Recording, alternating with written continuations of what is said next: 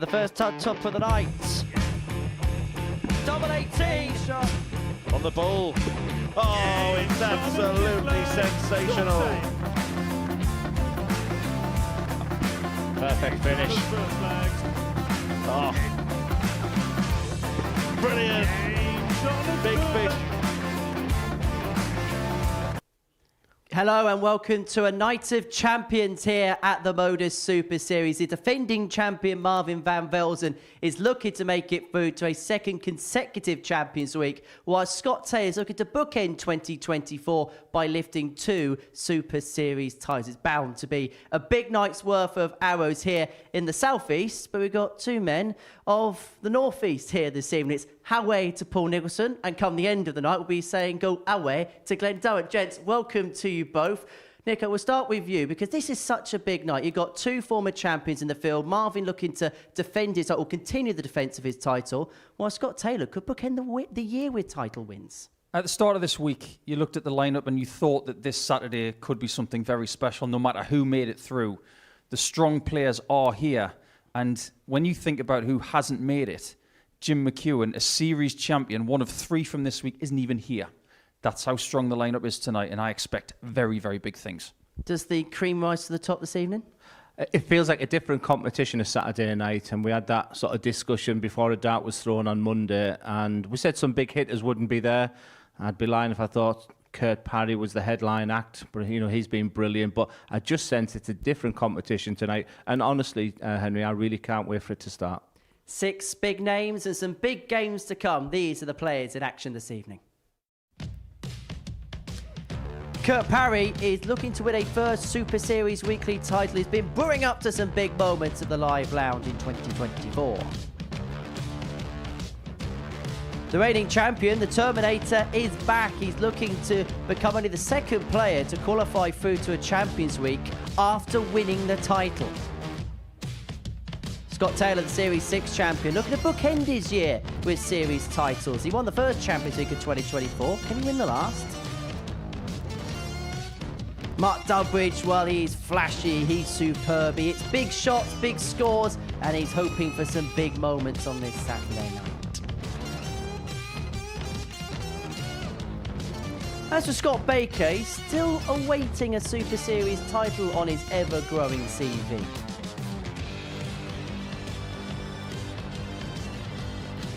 A year away for Anton Ersland, and he's hoping to pick up a 2nd Super Series title. 1 ton wants to be a twice winner.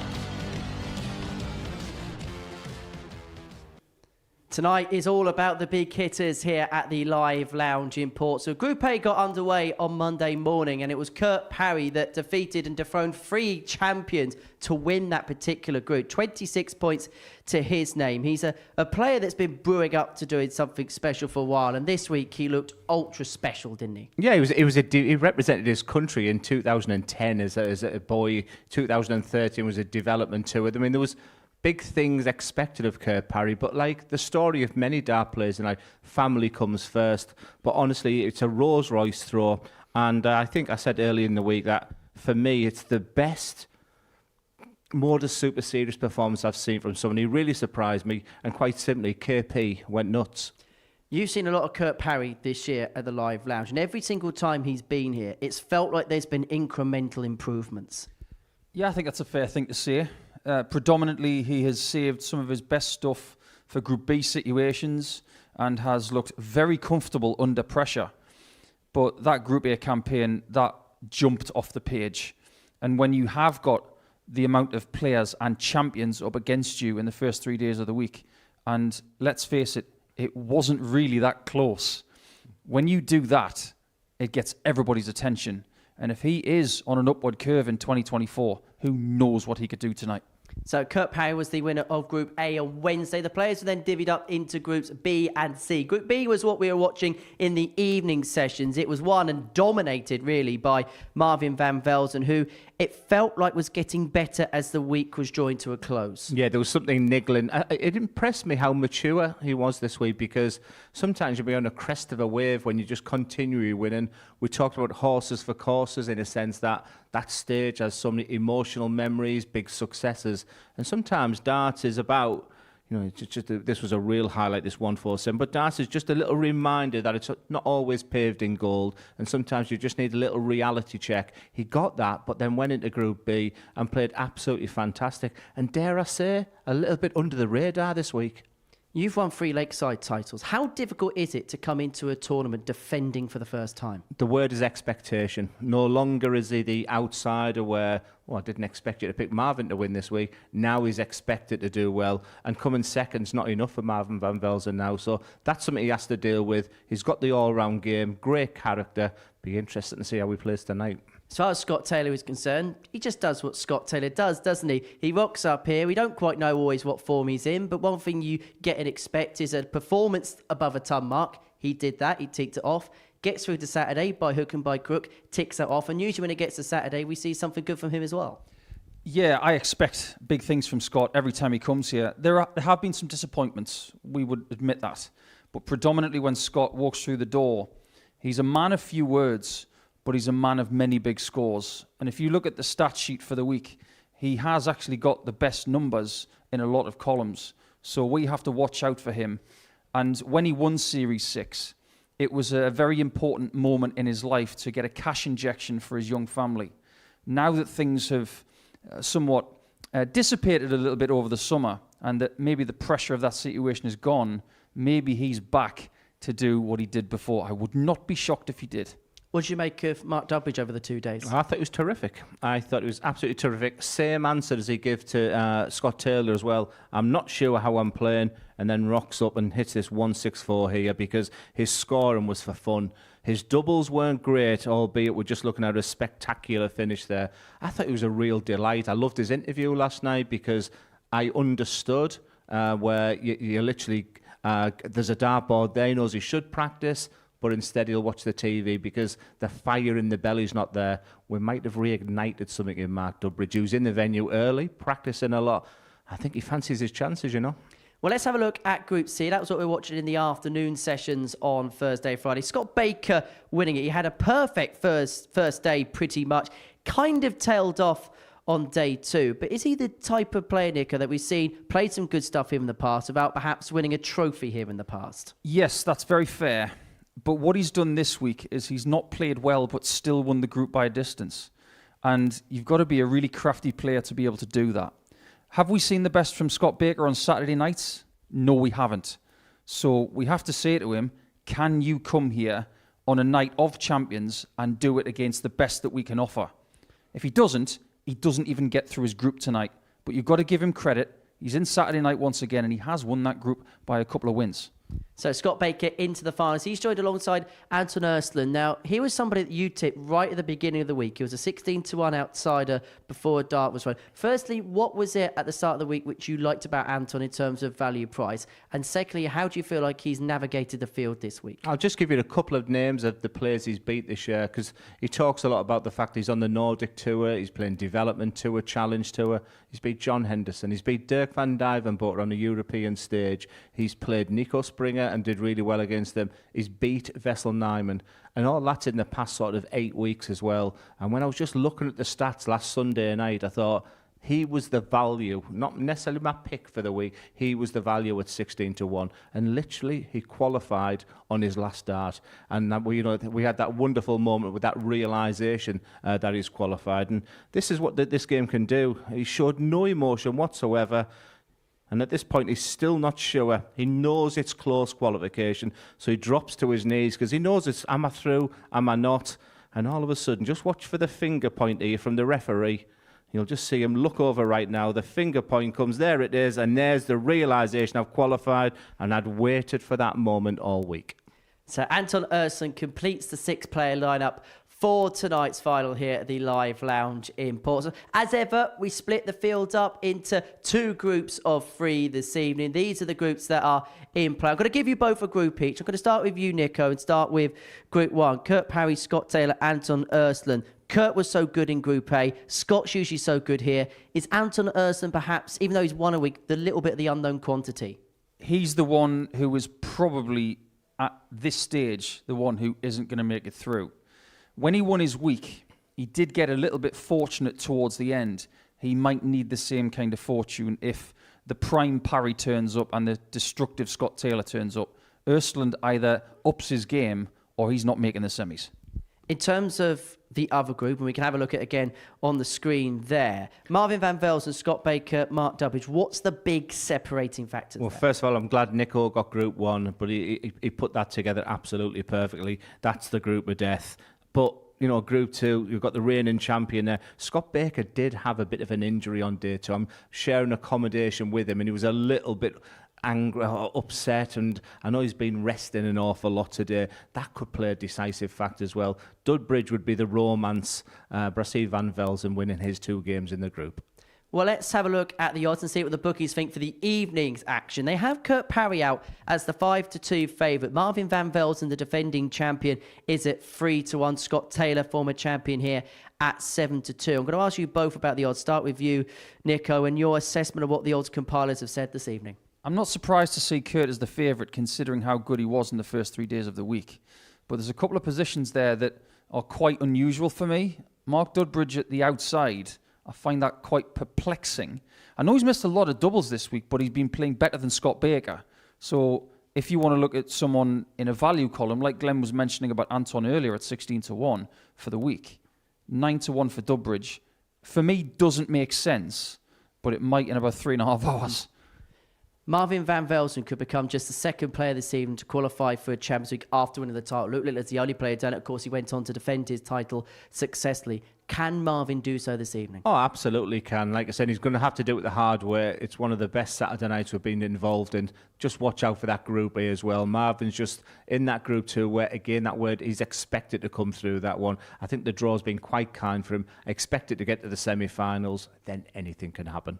Gents, thank you very much as ever. We'll see you two in the commentary box. Our first game of the evening session sees Anton Östlund in action. 1 ton looking to become a 2-time winner here at the Live Lounge in Portsmouth. His first assignment is Kurt Parry, who won Group A in comprehensive style on Wednesday afternoon and early on this evening. I caught up with both players. Anton, it's been a while since we've seen you here at the Super Series. How have you found this week? First of all, it's been very hard upstage, and superb daughters here this week. So it's been an honor to be here.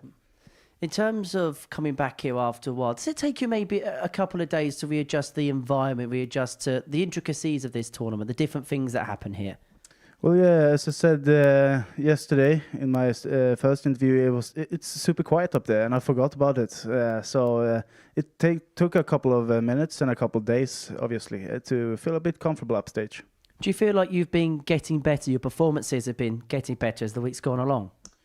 Well, I think I played better in the C group because it was new days, new opportunities. Was a bit pressurized on myself on the Group A, but I felt quite good in the Group C.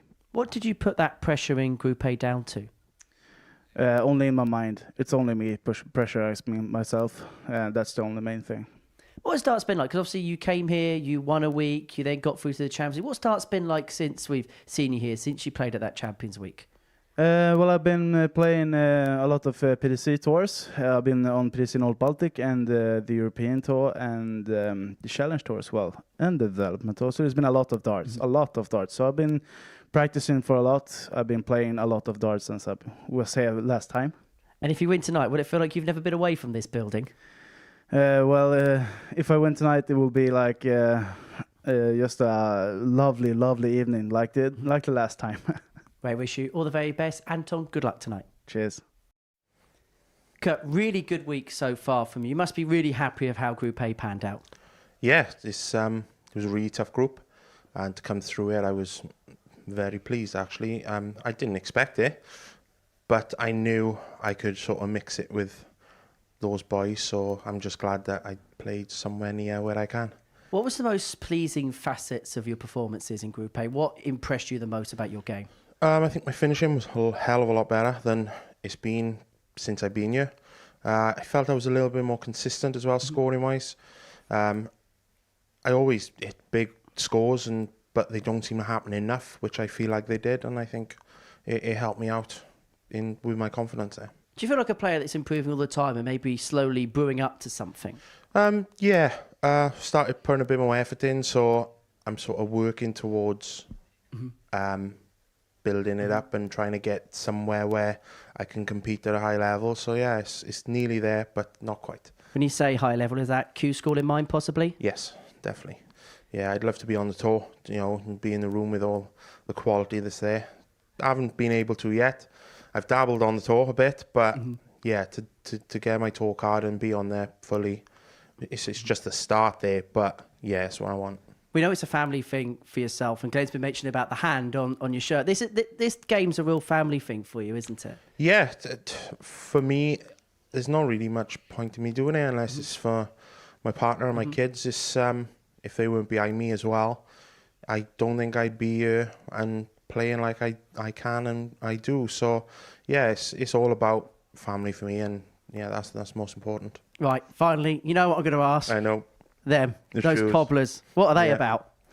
Something a bit dazzly for finals night, isn't it? It's just, I don't know, something a bit different, and yeah, hasn't worked yet, but hopefully it will tonight. Well, hopefully, third time's a charm. We look forward to watching you and those Bobby Dazzly shoes on the Oki. Kurt, good luck. Thank you very much.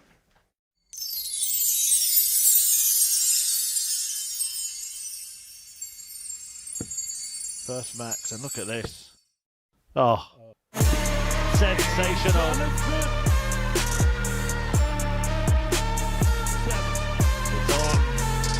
So would he go for it? Brilliant.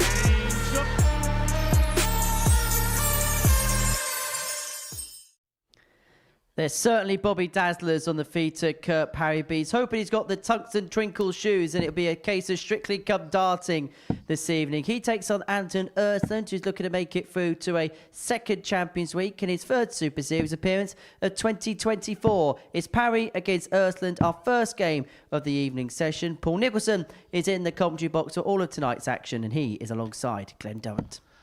Yeah, thank you, Henry, and good evening, everybody.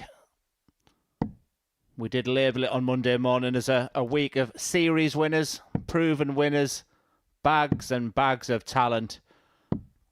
And let's be fair, it did not disappoint. And maybe the focus is there on those wonderful shoes. But let me tell you, he let the darts do the talking this week. He was sensational in Group A. And one of my observations, just listening to his interview there, was the fact that it surprised him. And statistics, if you look at them, he's not doing anything majorly great on the ADC, not averaging over 90 as much as he wanted to be. It was a sentence he told me. Hasn't really focused on the challenge tour, the secondary tours. But then he threw his first game against David Mail, and that Rolls-Royce throw of Kurt Parry just came to the fore. And he delivered. And I made a statement on Wednesday night. It's probably the best Modus Super Series performance I've seen from a player. All expertly refereed by Jack Garwood, who's been here all week. Game on. But Nico, this is a match being dominated by Kurt Parry this week. The head-to-head has been Kurt Parry 3, Anton Earthland 0. 99. Can you see a different scoreline? Well, at this stage, you'd have to say no. But when someone is bringing possibly their best ever Super Series form to a Saturday night, 59. when you put them up against someone who has actually succeeded on a Saturday night, you have to give a little hat tip to the person who 82. has succeeded against the person who hasn't. How many times have we seen it, Glenn, where someone is completely trounced by an opponent, but come Saturday, 58. they find a way to beat them? Yeah, and my only answer to that is the fact that it does feel like a different competition. That's why I think it was really important. 95. I thought Kurt made the right decision to go home. He literally hit that winning double on Wednesday through qualification, saw out his games, then drove home. He wanted to be with his family. 140. So I thought he's done everything right this week, but there's a lot of focus and the emphasis in being favourite, that expectation now. 58. Whereas Osland, like many, many players, have just snuck in, but come Saturday night, have delivered.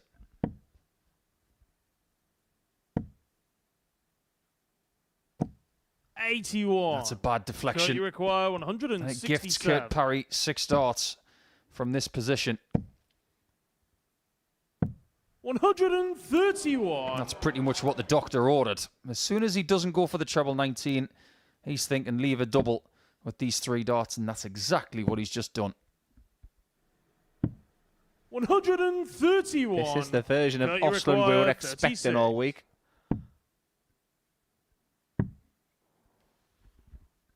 That will sting a bit. 28. There Anton, was you not require 1% 32. of his body and brain that was thinking, I'm not going to win this first leg, and now we might lose it in 6 visits. Game And he shot has of lost first it. leg. Anton Ursula. Kurt Parry's week has been about very good moments, steady scoring, and Second really leg. It's good Anton to doubling. throw first. 40% for the Game week on. tells you a very vibrant story. But right there, that first leg, it illustrates just how cutthroat Saturdays can be.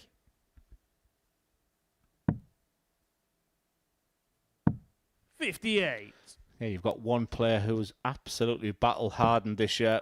We heard Anton Usland talk about the fact he's playing development tour, 100. PDC secondary tours, challenge tours, Modus Super Series. He comes here on the back of games in the Nordic and Baltic Tour, where he's only losing to players of the calibre like Jeffrey de Graaf, 94. Andreas Harrison, Marco Cantelli. A total roles reversal for that man in your picture there. Hardly played any dart, just a couple of little bit of local stuff. 140. But Nico, we both love and dissect throws. I made a statement this week, Nico, that Kurt Parry's throw is the best I've seen on that stage. 100. I can't really disagree. There's only a couple of other throws that come close to it. One of them is Mike Warburton. 55. Must be something in the water in Wales. Yes, he did message me saying I thought I had the best throw. You can't keep them all pleased. But Osland, I just saw his personality in his interviews. We saw that incredible moment with that realisation as well that he'd qualified. 97. That great interview with Henry just prior to this game. But on the stage, he's been very understated. Didn't give an awful lot away. 100. He's here on his Anton, own. you require 152. Can he deliver a real shock in this opening match? It's more likely now. Just a very, very tiny 100. margin between that Kurt, you dart require and 106. the intended target. Parry does not get a shot at a double. 36. And he's now staring 2-0 down Anton, in you the face. require 52.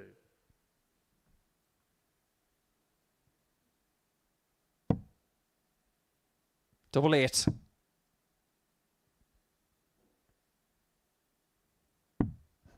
$48. Kurt, I you thought that was a require guarantee. 70. I thought we were only going one way here. Chance for Parry. 30. Anton, you Could have been require 2-0 up. 4. Might be 2-0 down. You want to play 4 games on a Saturday night? Worst Game case shot on the scenario, second leg. you Anton only Ursula. play 2 and you go out before the semi-finals. Ursland, I said it at the top of the Third show with leg, you, it's Glenn, Kurt and to with throw Henry. first. If Ursland doesn't Game lift on. his level of play from the first 5 days of the week, I don't think he makes the semi-finals. However, an 83.5 60. average for the first couple of legs. He's had a little slice of fortune, and he has taken it. And can he run with it? That's the next question. Yeah, I must admit, I wasn't actually looking at the average there. It was a surprise to me 100. when you said it was such a low 80 average this game. And when you think of the numbers this man's been posting, 140. it's a different facet to his game we need to look at now. And now it's about tenacity and fight. It's all been so easy. We've been waxing lyrical about that Rolls-Royce throw. Well, now he's going to have to find a different attribute now because Osland, 140. he's looking really chipper.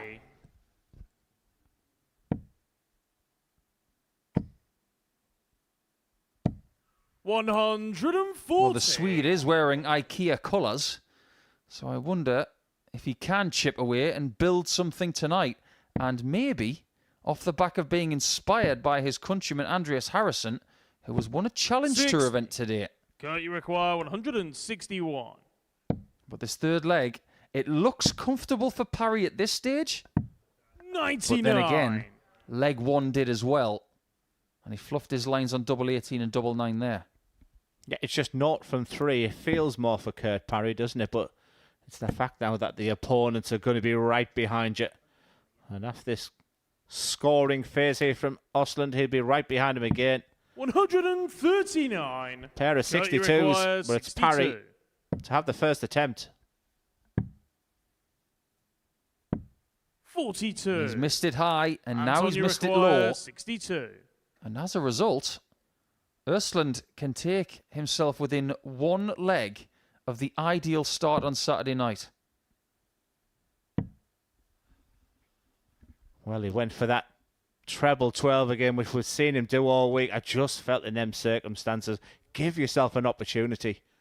Because not only a win, but a potential 4-0, 4-1 win. 46. It's required massive. 20. Don't give this Kurt Parry a chance to get back into the game. Game shot on the third leg. And you do not want to leave him on double 10. The way he throws is so linear that shots like 13s, Fourth 6s and leg. It's Anton 10s, to throw first. all he's got to do is get the Game line on. right, and he will hit it the majority of the time. Maybe that's the little slice of fortune that Kurt needed to get started here on Saturday night. 60. Well, we've given 2 throws that liken to the 2 players on the stage. Have your thoughts of your Paul? 97. Kurt Parry was Adrian Lewis, and this one may surprise you, but just look at the backswing, wrist and fingers. Luke Littler. I can understand what you're saying 96. there, because there's a You're little the bit only of, one. There's a little bit of loose grace with it, a little bit of wrist action in there. 100. See, that's a big compliment to pay someone, isn't it, that they throw like Littler. Wouldn't mind his Super Series CV, that's for sure. Yes, it did create a bit of debate on the chat room, so big thanks to everyone who's 40. stayed with us all week. It's going to be a brilliant night of darting. Is the tide just turning here for Kurt Parry? He's effectively stolen the darts in this 4th leg. We'll have to break Anton if he's going to win this game. 100. And maybe hurting Anton with those last darts.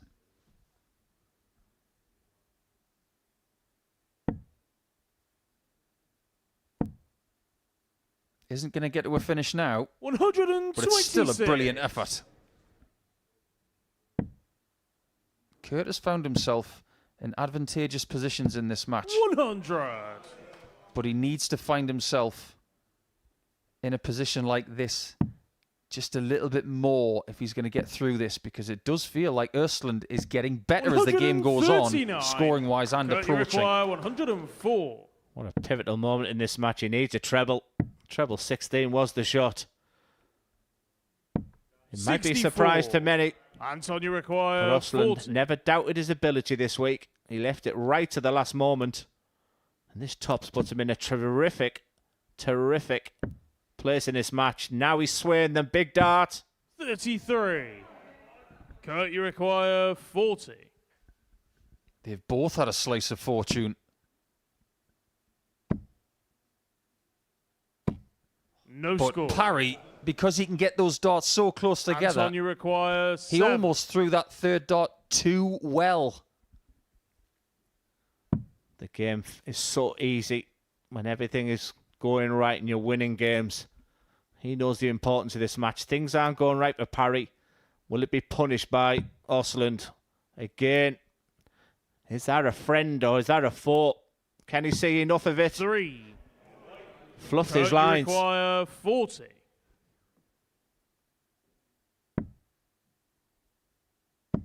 Game shot on the 4th leg. Kurt Parry. It feels like this match has gone on for about 20 minutes already. In fact, it's half of that. The amount of 5th drama leg, we've had it's in the Kurt first to 4 throw legs of first. the evening, Game on. and we still have no idea who's going to win this match. Parry will be thinking, how on earth am I back on throw? Honestly, Nico, if I could have wrote, based on what we've seen this week, a 100. little storyline to this match before a dart was thrown, it would not have gone like this. And look, the checkout ratio, it's first game of the night, the tension, maybe that you can have a little argument with. 140. Kurt Parry, now he's got back to 2-2. Can we see that brilliance we've seen this week? 100. You've watched Kurt all of this week, Glenn. How dependent is Parry on that first dart? Interesting enough, we've had a big, long conversation, the importance of the first dart for Osland when he gets the first one going. And I like a lot of the elite players these days, especially with that throw. If that first one goes, you'd expect the line and length to follow after that. 125. I think elite dart is linked to consistency. I think elite dart is linked to that first dart.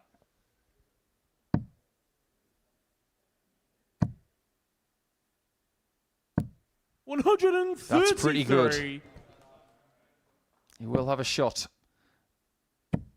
at the bullseye to start the next combination. As long as he gets himself on the green, the shot will be alive for dart number 2. And now the shot's off, and Kurt can take the lead with the best leg of the match. 60. Kurt, you require 40. Is that confidence coming back into the game of Kurt Parry? Game shot For the first time in this match, Parry. he leads it. It hasn't been his sparkling, brilliant best. But a Saturday night, that round-robin phase isn't about that. It's just about getting through to that semi-final. First. Game on. That is one relief, Kurt Parry, right now. Can he see out the job? You do wonder whether he's weathered the storm of the Swede at the start of this 8th Saturday night of the series. 125. We already have a Swede in Champions Week, the aforementioned Andreas Harrison, who beat Mike Warburton in the Week 2 final by 4 legs to 3. Yeah, one of the, if not the best 100. amateur dart player at the moment, Andreas Harrison. And a lot of that's down to that Scandinavian attributes, that they're so cool, calm and collect. That's what we're seeing from Osland.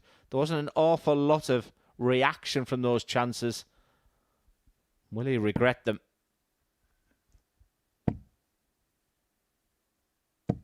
$140. That third dart gives you an idea as to how talented Anton is. 96. Doesn't throw it that Anton, you hard. require 164. Just allows the dart to do all the work, as long as he gets the release point right. And here, he has got 6 darts to get this done. 96. That's not bad. And when you see 220, you're just thinking 140, 180. Just leaves that nice round number. 140. He'll take that. It puts Anton, the pressure on requires 68. And you feel the way Kurt Parry is on that upward trajectory. This has to go. It's just going to be the one dart or a double. It's double 16. 52. Kurt, you require 80. How many darts does he get for the match? 1. And that's always the tricky bit Anton, with long upright 16. darts. If you don't get over the top, you don't clear the hurdle, and you don't hit the double. It's a beautiful looking dart, a long dart. Crashed into that one, but Osland, he was in his own world right now. It smiles all round, but there'll be a lot of nerves. 7th and final leg. It's Kurt to throw first. Game on. To get those 2 points on the board, I can't highlight the importance of doing that. Having the dart is great, but if you go trebleless, once again, Parry now on the back foot. Just think about the importance of this leg when you consider who else is in this group. Small matter of Scott Taylor. He's the person who has, in this kind of setting, won the most of anybody here tonight. Yes, Marvin van Velsen has won 2 Saturday nights, but one was a series, one was a weekly win. Taylor's got multiple weekly wins.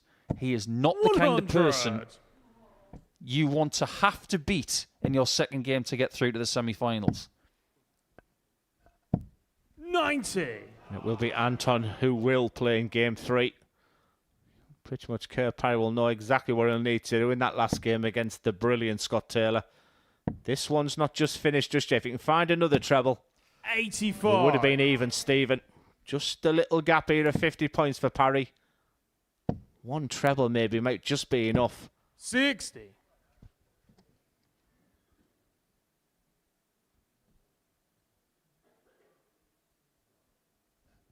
Simply has to get to a finish here.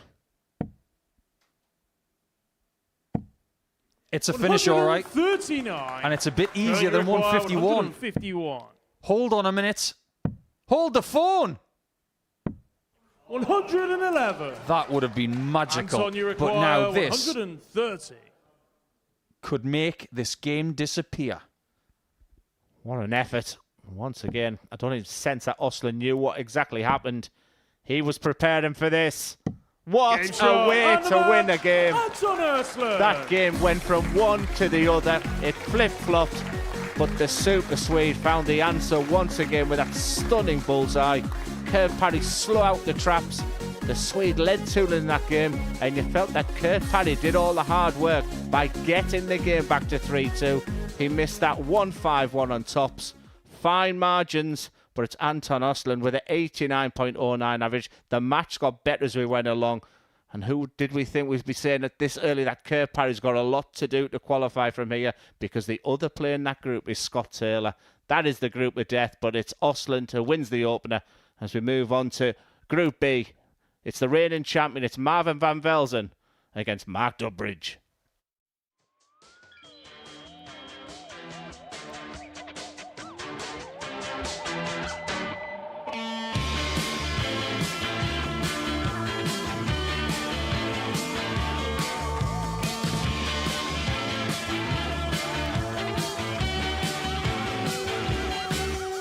It's Phil, the Power Taylor.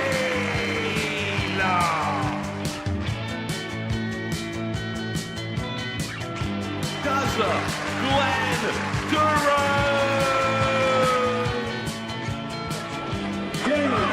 Shot, Ernest. It's Wolfie, Martin, Adam.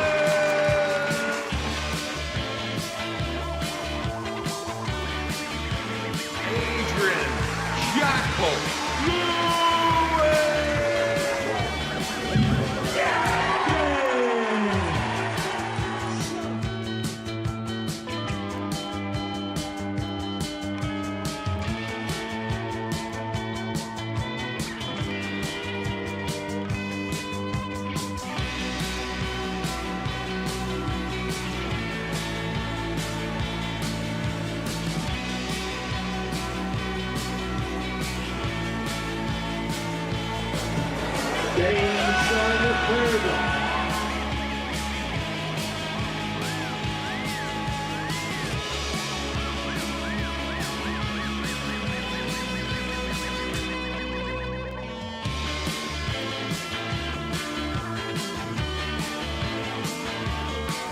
King of Bling, the Dazzler, Bobby George.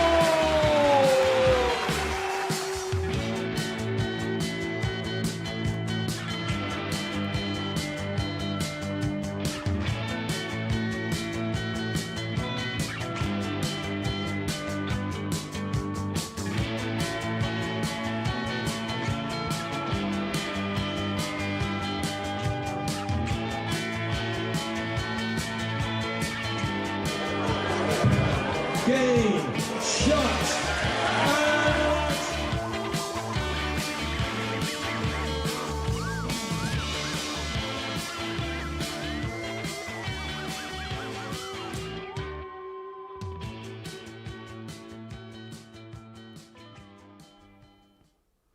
Welcome back to the Modus Super Series, where Kurt Parry, the bookmaker's favourite to win tonight, has been beaten in its opening match of the evening, losing out 4-3 to Anton Ursland, the Swede, who was 16-1 before dart was thrown this week, and was the tip of Glenn Durant to go on and pick up the title. Right, to game number 2 and the emergence of the defending champion, Marvin van Velzen. He climbed to the summit of the Super Series back in August with a 4-3 victory against Jimmy Van Schie to lift the £25,000 cheque and title here at the Live Lounge Reporter. His first assignment is Mark Durbridge, who is into tonight's final, but boy, did he make hard work of it. A very good start to Thursday's proceedings, but limped over the line on Friday, and early on this evening, I caught up with both players. Mark, do you feel almost a little bit like a cat with 9 lives after how yesterday finished? Yeah, I was a little bit lucky, I think, to get through in the end. I didn't play very well yesterday. I played well on the first day and probably could have got 4 wins and taken the pressure off, but it did get to me a little bit yesterday. How important was that really good start? Because when you were playing well, you played some superb stuff. Obviously, that 104 average against Scott. Yeah, well, people can see what I've still got it, but it's the bit in between this missing, and sometimes I don't quite know how to deal with it these days because I'm not playing competitively that much, and obviously that comes with practice and playing competitively, and you just get used to where you're playing and how to deal with it. So when you play in a tournament like this, and now you're through to the Saturday, now you've got a couple of days under your belt, do you feel like you're a bit more up to speed with things? Yeah, I feel I didn't feel right yesterday. I just even practicing, it didn't feel right, and but I feel fresh. I just feel fresher today. I feel a bit more clear-headed, and you never know how this is going to go. It's a night all about embracing the occasion for you. Yeah, I mean, it's I'm getting on a bit now, all these youngsters, but I'm here to ruffle a few feathers and see where it takes me. One more big one in Mark Dudbridge? Well, if I could find it, yeah. Well, Mark, we wish you all the very best. Good luck. Thanks. Marvin, into Saturday night. How do you feel like your title defence has gone so far? Yeah, I love playing Group B again, and also 7 out of 8, so that's good for the confidence. In terms of this week, has it followed a similar trajectory, a similar path to your previous weekly win here, where Group A, you came close, and then when it got to Group B, you became a different animal. You came alive in the nighttime sessions. Yeah, on the first 2 weeks, so in my qualifying week and my Champions week, I just missed out my first place. Now just went a bit close on the 3rd place on Group A, and now in Group B was all of the same story that I played well. So overall, what kind of level do you reckon you're playing at in relation to where your real A game is? Where my real A game is? Yeah, where do you feel like you're playing at this week? What kind of level do you feel like you're playing at? I think there's more in the thing than I'm now playing. Yesterday, my last game against Gary was very well, and I think I can do it maybe 3-4 games, but not always coming out. But yeah, it's important to get winning games and not averages or how you're playing. It's just how you win games. You're becoming a bit of a master when it comes to the Saturday night trades here at the Super Series. Does it feel like a different tournament when you get through to the Saturday night setup?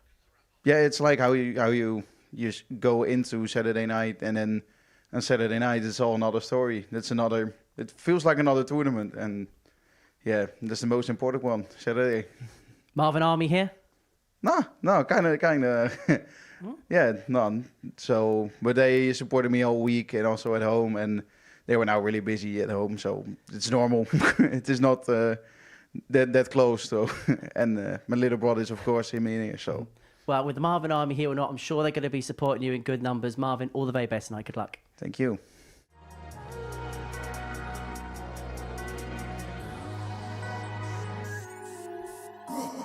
Yes, he can! And the Modus Marvin is the man! champion! Marvin Van Velzen!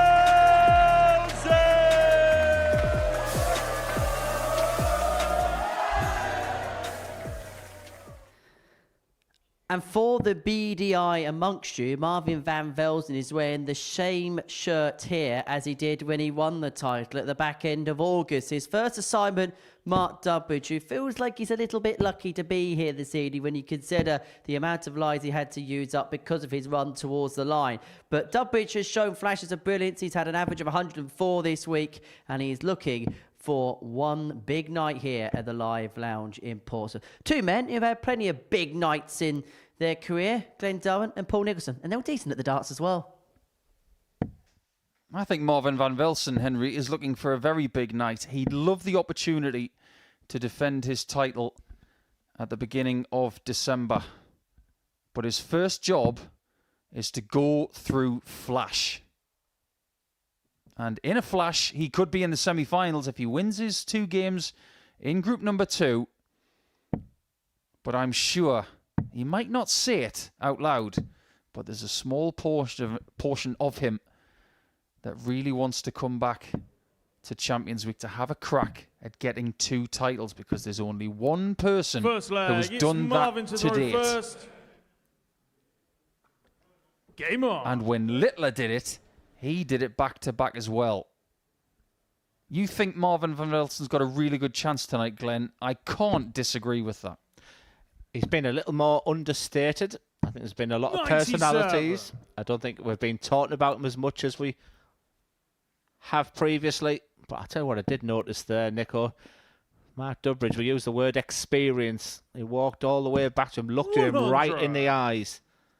I think Marvin was already looking away, concentrating on the dartboard, but Durbridge was not leaving until he looked at him back. So even before a dart was thrown, that's where the dart and 97. psychology can come into it. But Durbridge, he really, really impressed me. He was the first in the venue today. Intrigued to see how he deals with the situation. 57. I agree. Even as a senior dart player now, that doesn't detract away from the desire to become a Modus Super Series weekly winner. And we have seen a lot of 58. seasoned players winning weeks in this series. Labanauskas, Harrison, Hamilton, Hogan, Henderson. 96. They're all in Champions Week. So if you think this is a young person's game, it isn't in this series. Yeah, very good point. Very good darts. 140. Van Velzen. It was just something that resonated with me when we interviewed him late last night. He gets the darts out, he goes to the dartboard, and then switch Netflix on. It's just that fire in the belly that you need to have if you... Marvin Van Velzen could play 109. darts 6 hours a day, every day. He's first down to a finish here after that bounce out from Durbridge. Can't finish. Durbridge will be back. Is that your way of saying that when Mark Durbridge is here at the Modus Super Series, it's Netflix and kill? 21. Mark, you require Well, treble 20 and 128. kill on day one. He looked sublime. This was the area of the game which could have... That setting up play, those doubles, 80. when you're not battle Marvin, you hard, when you're not require playing regular, 88. that's what can come and bite you on the backside.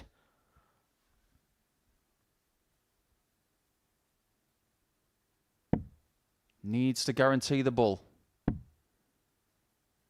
That's exactly what he's done. 39. He can't find the bullseye the way that require Ursland did 48. at the end of his match. What a shot that was. What a shot this could be. 32. Couple of misses, Marvin, you meaning Van require Velsen comes back to 49. take the first leg of this contest. Yeah, that's the Achilles heel. That's the thing that's niggling in my mind. Takes his time. Just gives himself 2 or 3 seconds. In the previous series, there was only one outcome. And that Gets on trend the first continues. leg, And Marvin listen Van to the Velsen. roar. That's what we haven't seen this week, Nico. He does tend to save the volume Second and the leg. It's spirit Mark to for throw Saturday first. nights. Game on. I like that. Because if you do it in the silent room from Monday to Friday, you may just huff a few people. 85. And that's not really the right time to do it. But come Saturday night, when you're trying to get over the line in front of the fans, it's exactly the right place to do it. Yeah, I had a sense he'll fly now. 100. That was a disappointing missed couple of darts at a double for Durbridge. I was watching him practice as early as 6 o'clock tonight. And it wasn't on the target you're looking at now. He was predominantly focusing on the outer ring, the doubles. 140. That part of his game, it's as good as ever. World Master from over 20 years ago. 93. When he won that tournament, it was one of the darting stories of the decade. And then, within a couple of years, he was in a PDC World Championship final and a match play final. 82. Yeah, I asked my co-commentator yesterday, Henry Deacon, if he could remember Mark Durbridge winning it. Just a reminder how long ago. He said, I was 18 months old, Glenn. So he didn't remember it then. 93. Before he then bullied me about me losing, never winning a game on that stage. But that's been typical of the week, Nico. Glad you're back. You haven't won a game on that stage yet. 44. I'll be headlining the influencer event now. Me and Pieface, we're going to win it.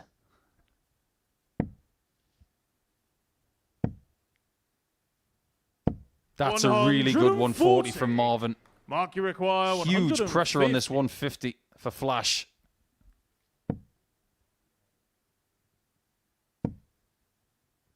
He's done that more than once already tonight, getting 84. past that blocker with that Marvin, precise you shot. require 75. 17s will be the first dart. There's the 2 or 3 seconds he gives. You're telling yourself, give yourself a dart at tops. The treble 17 would have been the bonus. 2-0. Game shot at second leg. Marvin van Velzen. That is seriously clinical. It's easy for us to Third sit here and leg, say it's that's Marvin to why throw he's a first. series champion. Game on. There aren't many of them, and there's only one from the Netherlands. When you consider how strong that nation is in world darts at every level, he is the best Dutch player that has stepped foot in here, because he's the one who's been to the end of the rainbow. Yeah, he'll love to hear things like that as well. He is one of the few players and the 100. only player in the world of darts to wear a grandfather clock on his hand. I'll make reference to that every time he's here. It is seriously big. They might as well just call him 96. Flavor Flav and stick it around his neck.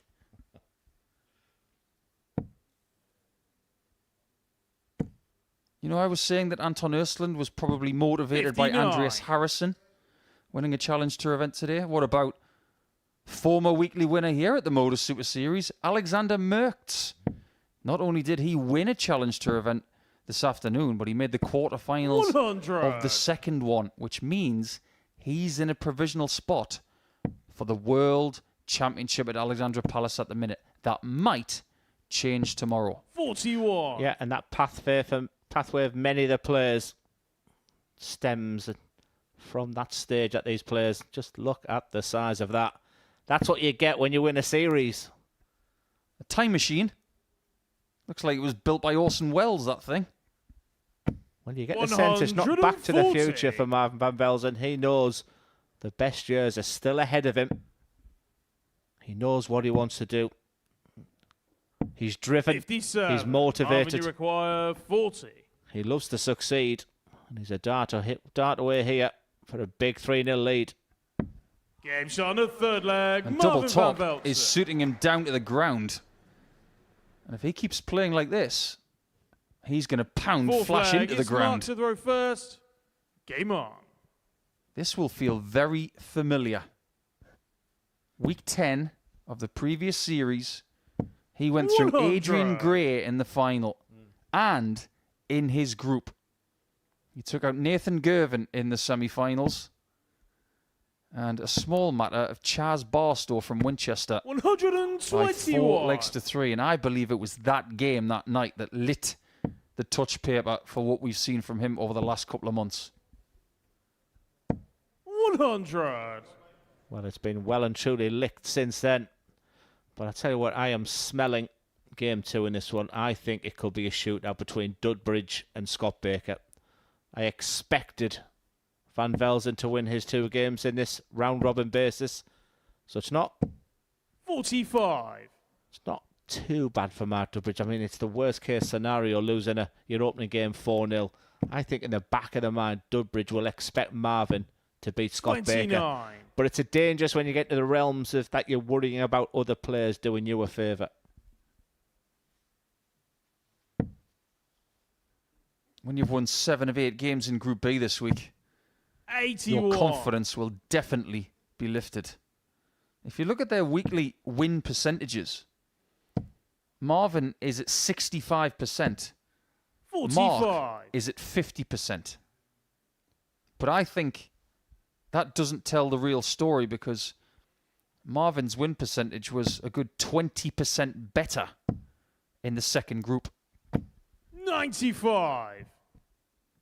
Yeah, there's no problems when he played Dudbridge in Group B. 4-2 win and a 4-1 win. So everything suggested, every stat we've looked at, suggested Marvin would win this game. 45. But at the same time, you've got to look at the style. I think it all comes from that first leg. Those couple of missed darts, a double 16 and double 8 for Dudbridge.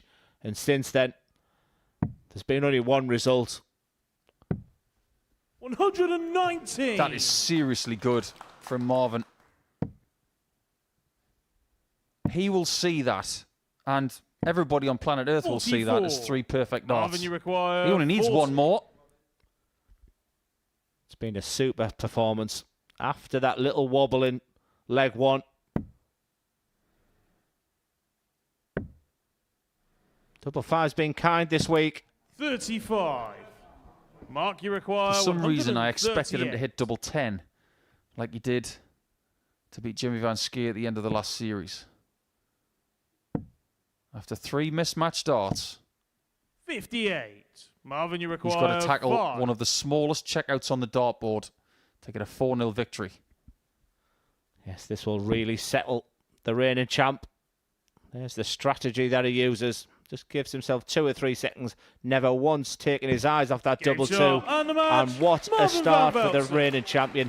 You can't ask for anything better than 4-0. And you still sense with Marvin that there's more in the tank. The obligatory fist bump. His brother's in the audience there, who's such a support to him. But for Mark Durbridge, he's got to get his head on very, very quickly because he is back in Game 4. That's not the stats that Mark Durbridge has been providing this week. He was kept down to only 2 darts at a double. There were crucial darts in that leg 1. And after that, it was a steamroll performance from Marvin Van Velzen as we then go back to Group 1. Another big game. The return of Anton Usland against Scott Taylor.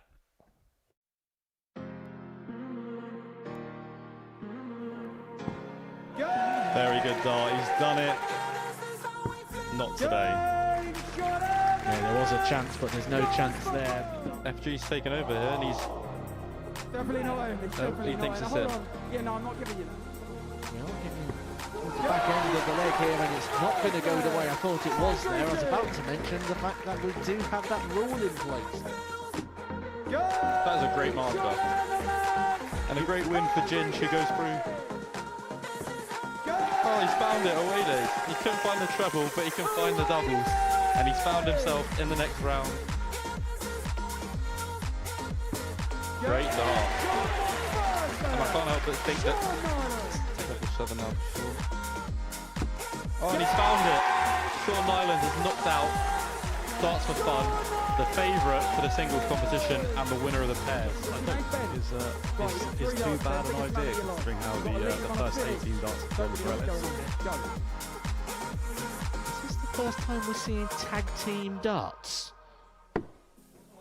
Oh, I'm not sure. Making the most of it, lads. Time supporter and friend Okay, of no, Ellis. maybe not. Not 1 second. Okay. Up we Hold come. on. What's We're your doing the name? same now. Okay, Jaden, you require 74. He knows where he's going. 56, double 20. Oh, that's a good effort. That's a very good effort. He throws a lovely dart. I think we should send one of them down and let one of them play against Jaden. That's a good dart.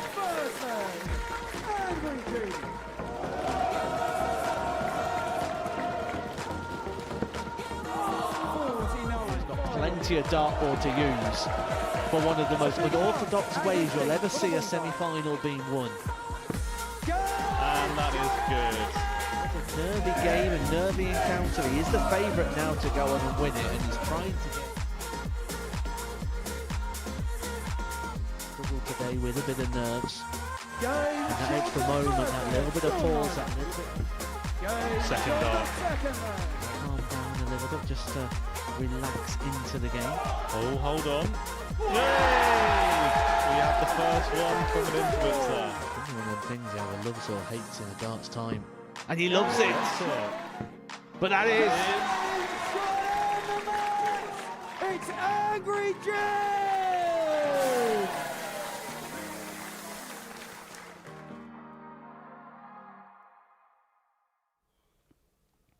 Welcome back. The defending champion Marvin Van Velzen has got off to a perfect start here at the Modus Super Series. A 4-0 success against Mark Durbridge, who was a little bit under the standard we've seen from him over the course of the last 3 days or so. So MVV off to a winning start. Game 3 sees Scott Taylor, the Series 6 champion, in action. His first match of the night. He takes on Anton Usland, who's already won this evening. He did so in superb style, taking out this 130 checkout in the final leg of his game against Kurt Parry. He raced into a 2-0 lead. He held his cool in our last leg decider to dethrone the player who was the favourite to go on and win the night's action in Kurt Parry. So to game 3 of the session, a first look at the former champion Scott Taylor, who I had a chat with early on this evening.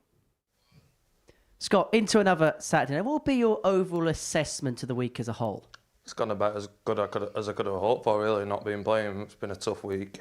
Played all right. There's been some good bits, there's been some poor bits. I kind of expected it, really. When you walked through the door Monday morning, was it just about getting through to this point no matter what? Yeah, definitely. It always is, no matter how good you're playing. If you don't get through to Saturday, it's a waste of time, isn't it, really? But it's all about Saturday. So when you're in an environment, obviously you haven't played for a while, you're going into an environment like this. What do you kind of expect as a player? Do you set any goals? Do you have to just kind of, almost on a whim, assess where you're at? Yeah, you've just got to let them go and see where they're at. This is a really tough week. It's probably up there with the Champions Week that I won. So it's been a tough week, and there's some very good players that even still left in. So let's see how they go. Does this feel like a different tournament altogether, the Saturday night? Oh, every time, everything, nothing matters what's happened during the week now. So let's start again. When you've won it once and you've won the big jackpot once, does it, when you get to this point, you get through to the Saturday, does that give you that extra bug to want to go and achieve again? Definitely. I think now I've won it, the second one would be even bigger than the first. So hopefully I can do that. And it wouldn't be a bad way to bookend the year, because you won the first Champions Week of the year. You could win the last one. Yeah, that'd be nice, wouldn't it? See how they go tonight, and hopefully be here for the Champions Week. Well, I wish you all the very best. Scott, good luck. Cheers, Bill. Game, shot, and the match, and the Modus Super Series champion, Scott Taylor.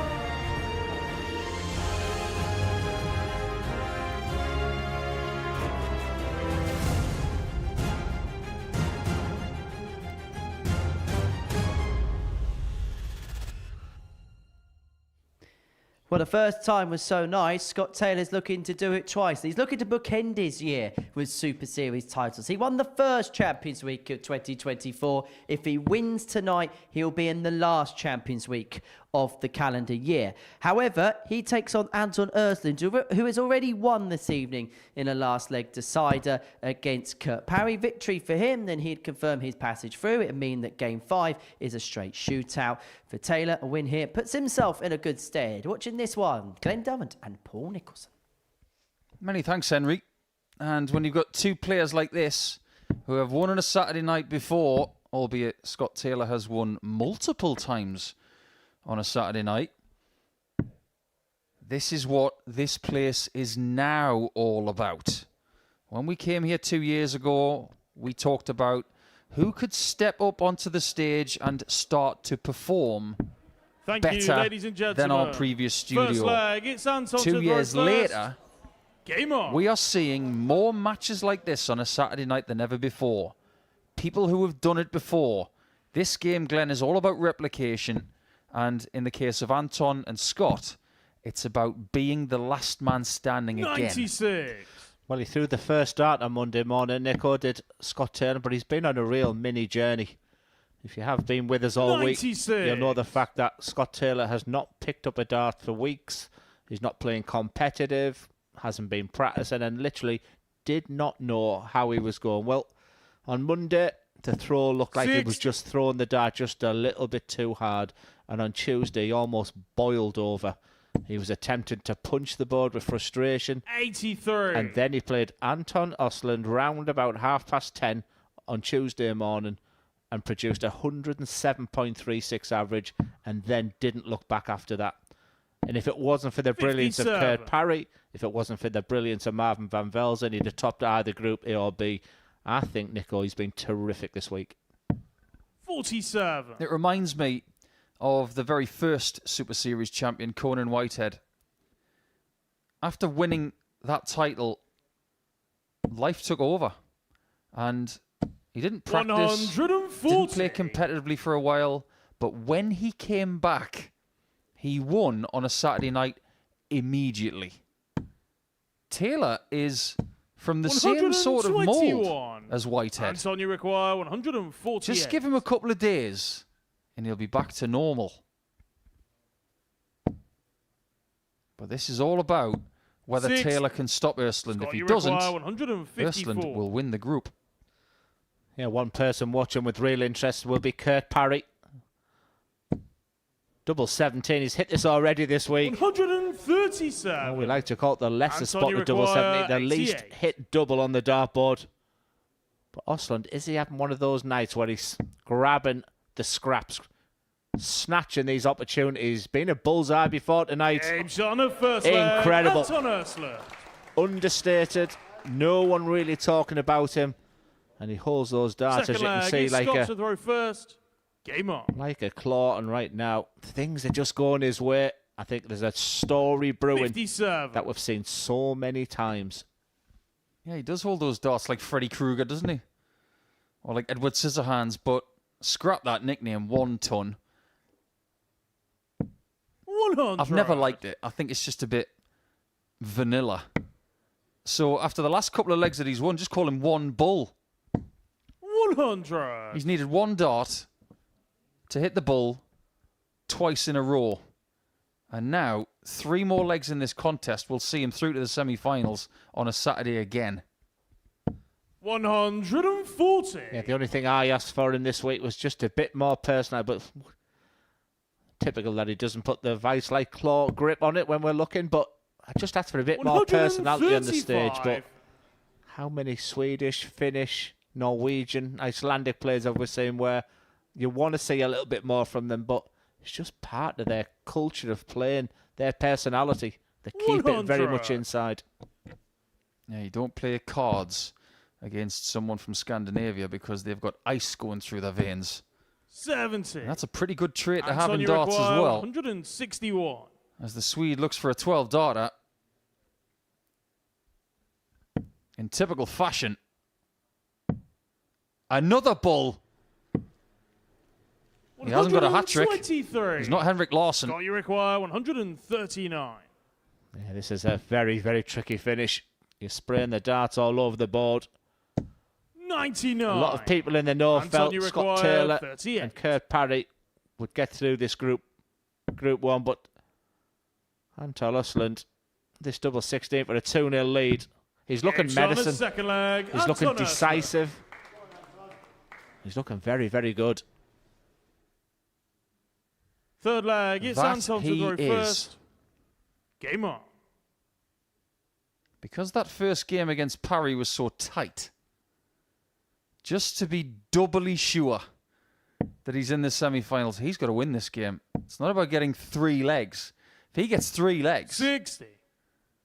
he will finish his campaign in Group 1 with 2 points and an even leg difference, which is susceptible 100. to a 9-dart shootout. Oh, don't tease us, Paul. Don't tease us.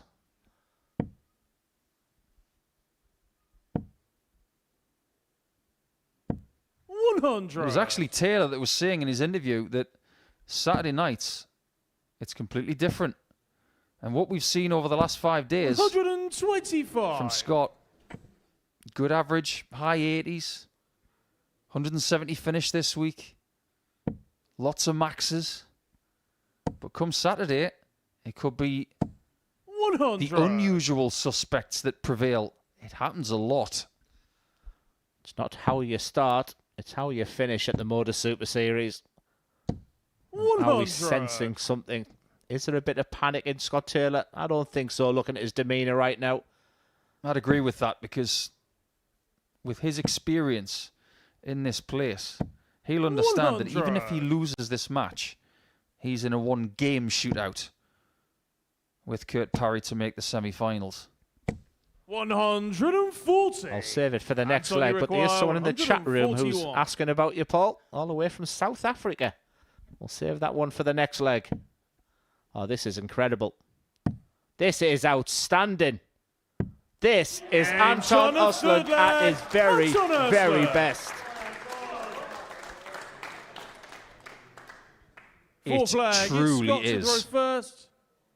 What confidence has he garnered from winning that first game of the night? Ersland, who needed mistakes from Ryan Harrington to get his weekly title 100. a year ago, he is playing very differently tonight. He is taking this second game by the scruff of the neck. 57. Did you say that a certain South African in the chat room has been saying hello? Is his name Charles? Yeah, you're getting a lot of love there, Paul. Charles Losper, so big thanks for watching, Charles. 108. You put a big smile on the face of Paul. And maybe just a little bit of luck for Scott Taylor. His first 180. And correct me if I'm wrong, the first 180 of the night. It absolutely is. We've had to wait till game 3 for our first max. And the 212th of the week.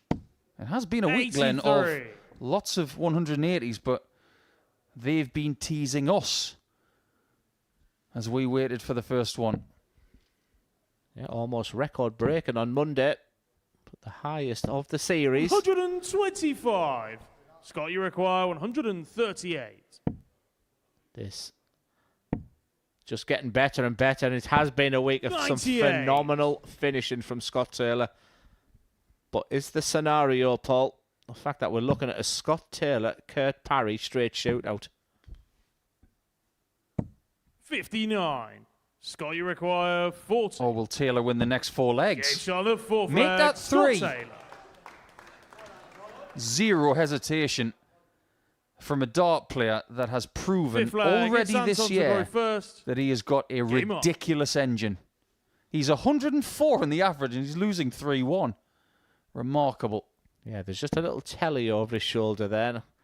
I was just going to see if he was just going to pick up the fact he's averaging over 104. 59. Losing this game 3-1, and just to rub salt in the wounds. If it does go the distance, Anton would have the 58. darts in 2 of the last 3 legs, so it's still advantage to the Swede.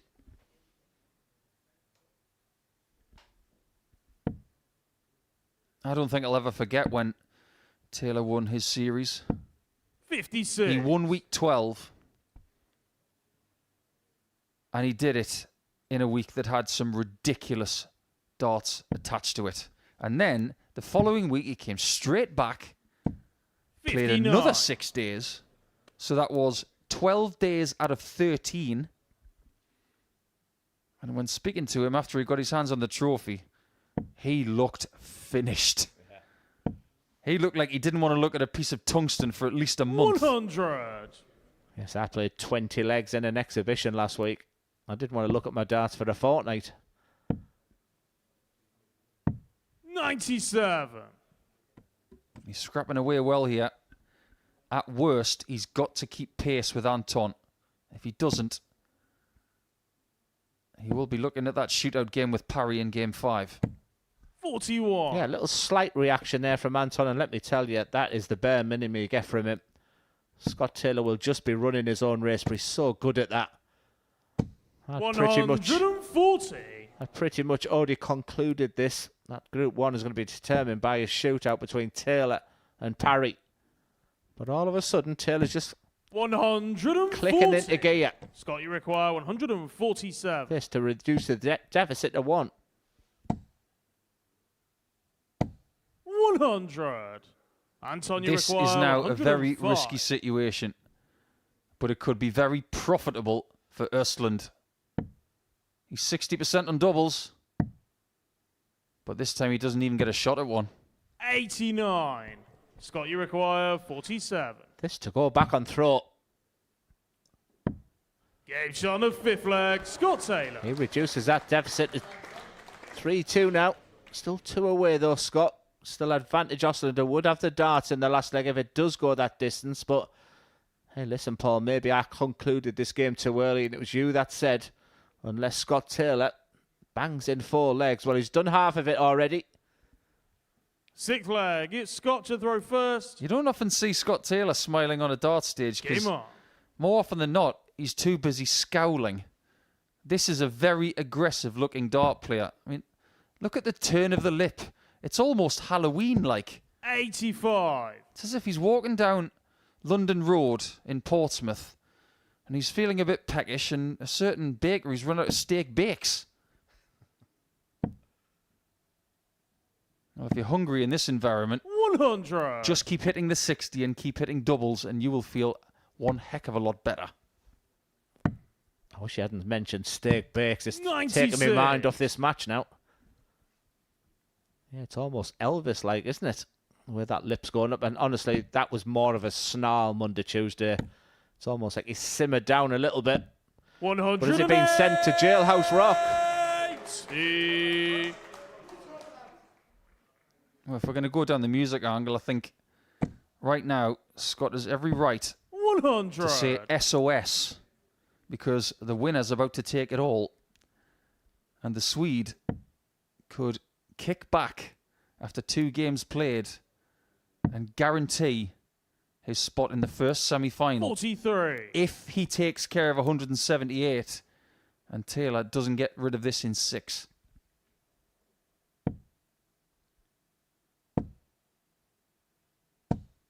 I'll tell you what, there'll be an element of disappointment because that first dart was absolutely plump. Just give it a little stare at the end. But I just think he's got that fine balance now, Nico. I just felt he went over the edge at times. The setup play from Oslin's been poor in the last legs. You require 120. I'd have to agree with that. I think that was a bad play from Anton. I think the 19s were calling on dart too. As a result of that, he is now in a level game. Flag. Scott Taylor. Taylor did his job in taking 220 in 6 darts. That was a very, very good leg in 15. And now we're down to 2 situations. Either Anton Östlund goes to the semi-finals or Scott Taylor throws Group 1 into chaos. I smell a 9-dart shootout. 99. However, just see the crowd just getting involved a little bit there. That's what's all part and parcel of this unique atmosphere. 140. This is good. This is actually a really good situation for Anton. Correct me if I'm wrong, but the only way he can really go out now is via a 9-dart shootout. I guess when you put yourself in a position of winning your opening game and going 3-0 up in the second. 96. He wants to get the job done right now. Just the 30 points behind. Now, these dart players, when they turn up on a Saturday night around 6 o'clock, they all say the same thing to themselves. 98. Win 4 games, it's mine. Anton's won 1. If he wins this leg, he's done half of his job for the night. 57. He'll have fancied that 170. But now it's advantage to the Swede. We talked about 6 darts in the previous leg. His set-up play let him down. 97. You feel that might be just enough. It gives you that type of finish that he'll fancy. We've seen a 141 in this match. We've seen a Shanghai 120 in this game. Are we about to see a trio? Because pressure is coming back from Taylor. 140. Right down to the wire. Anton, you require 107. If Anton doesn't hit this, his confidence might be crushed a little bit. He could lose 4 legs in a row. And Taylor now, 55. my word, Scott, he you looks require carnivorous going to the dartboard right here. He's got Game the shot power. And the match. Scott Taylor with the comeback of all comebacks. Anton Östlund, a penny for your thoughts right now. We thought he'd done the job. He won his opening game of the night against the favourite Kurt Parry. Went 3-0 up in that game. But we just sense there's a real story about Scott Taylor this week, and the numbers were staggering throughout. He never once dipped under that 100 average, and just finishing on 100.41. 4 from 5 on the outer ring. His finishing has been sublime this week. Östlund's played excellent in that Group 1.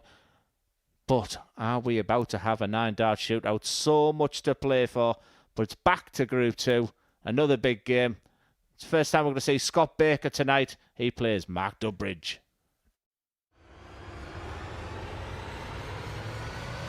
Welcome back to the party in Portsmouth here at the Modus Live Lounge. And he was right. Van Velzen's had opportunity, but it's Steve West that takes his opportunity. Does he get one this time? the jury's out. Is the double in? Listen to that! And Jimmy Van Ski is still alive! He's made it! And Marvin Van Velsen!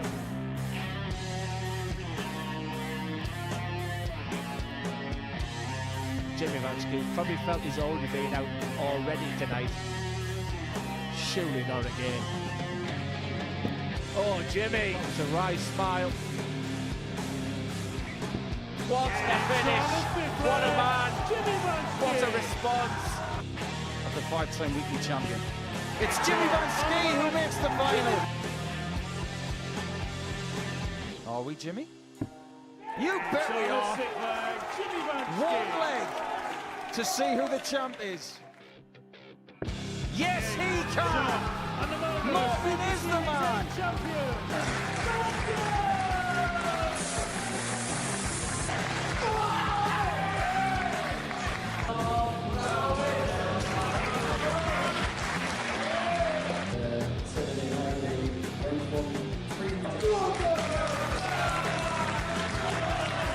Marvin Van Velsen!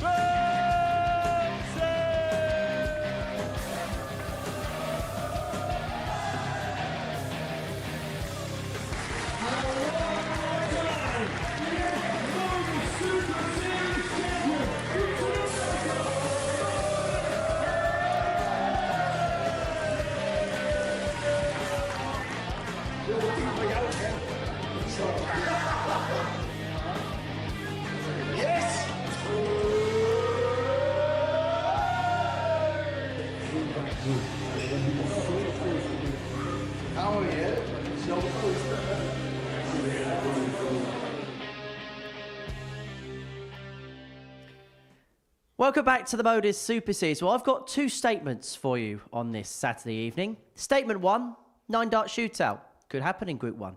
Statement 2, Scott Taylor, statement performance as he gets the better of Anton Östlund by 4 legs free, averaging in excess of a ton. Right, to our fourth game, which sees Mark Dudbridge and Scott Baker go toe-to-toe. For Mark Dudbridge, it was the worst possible start to his night. He lost 4-0 against Marvin Van Velsen. He takes on Scott Baker, who with a win here will progress through to the semi-finals alongside Marvin Van Velsen. They will play a game to decide who tops the group later on in the evening session. Let's hear from the mod now, who won Group C. I heard from him. I spoke to him. I didn't hear. Well, I suppose I heard from him as well to speak to him, didn't I? Earlier on this evening, let's hear his chat. Scott, would it be fair to say that this week's been a tale of two different days? Definitely so, yes. First day, brilliant. Yeah, got all 5 wins. Second day, my arm locked up after the second game. I think it was the second game. I just went to pieces. I just couldn't throw consistent, straight or anything. It really got in my head and it affected my game. Luckily enough, I did enough to get through. How's it feeling now, the arm? Oh, great now. I've literally done nothing all day with it. I've laid with it out all day. So hopefully I'll see a bit of a difference.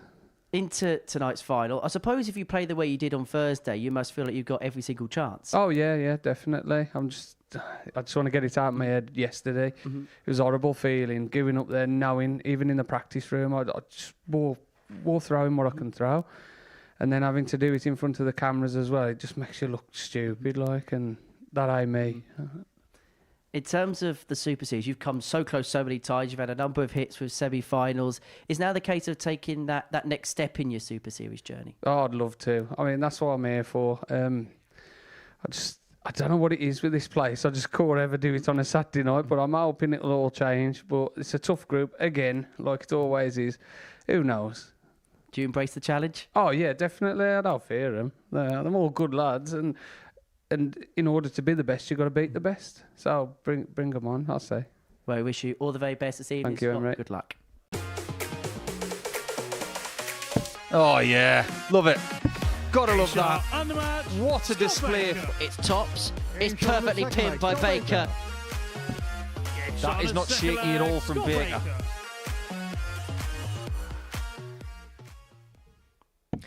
Well, at the Modus Super Series, Scott Baker has come close to a few cases, made a couple of semi-finals in the past. He takes on Mark Dudbridge, who needs to win and needs to win big to help his chances of making it through to a semi-final. Now, I am going to propose a scenario to you where if Mark Dudbridge wins this game by 4-0, there would still be a possibility of 2 9-dart shootouts this evening. Well, it's going to be an intriguing game. Our fourth match of the night is going to be described by Paul Nicholson and Glenn Durrant. That's incredibly ambitious of you, Henry. If we have that happen tonight, we're going to get very close to midnight. We wouldn't mind that whatsoever, but it is very unlikely, and it will be impossible if Scott Baker turns up in this game like he did on Thursday and gets the result against Flash. But we have to be realistic here, Glenn. Mark didn't play well in his first game, and that cannot continue. Yeah, and I'm sure before a dart was thrown, that Marvin van Velzen, they'll both see as the lead player in this group. First and they'll have leg, it's Mark to throw first. Game on. This match is the one really that they should win. But first of all, what a lovely interview with Scott Baker. He's down to earth. He just speaks from the heart, and to hear him, how much it would mean to him. 41. And the other part of it, Nico, maybe get your thoughts on that as well. The problem when you've got an injury on your arm, it's not the fact that if it's still there or not today. 60. But sometimes you're waiting for the pain, even when it's not to come in you. That's when you can't give it the full force. He has to get that out of his mind, in my opinion. Yeah, I think when there's any sort of discomfort, you're throwing and hoping that something doesn't twinge. He's done the right thing today. He's rested up. You can't really do much more than that. 125. And the first 6 darts, well, they're not bad at all. They look like they're being thrown with a bit of vigour. Yeah, around about 15 grams his darts. I noticed he had a couple of sets, or whether he's trying to just 45. bed in a new set as well, because he had a few bounce outs on day one that were frustrating him. Such a likeable guy. I shared a stage with him at Lakeside, and a bit reminiscent of the previous game. I went 3 sets up, and his crowd played an unbelievable part of a fight back from him. Likeable. You want good things to happen. And he started absolutely fine in this one. Remember, Dudbridge started with the throw here. 137. He hasn't got it anymore. Baker could clear this first leg in 5 visits. And there is nothing Flash can do about 54. it. 54. Scott, you require 80. Yes, he dominated Group C, but his best average was only 87. Well, he started there, so you'd expect a big 16. 40. If you're going to go for your tops, start upstairs. I think that was not the last dart he was aiming for, but he's a dart away for a breaker throw. Well, that route with 80 left Scott, is just taking any 40. sort of accidental bust out of play.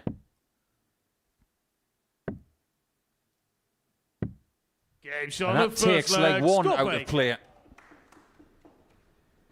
Took him a little bit of time to get rid of that 80.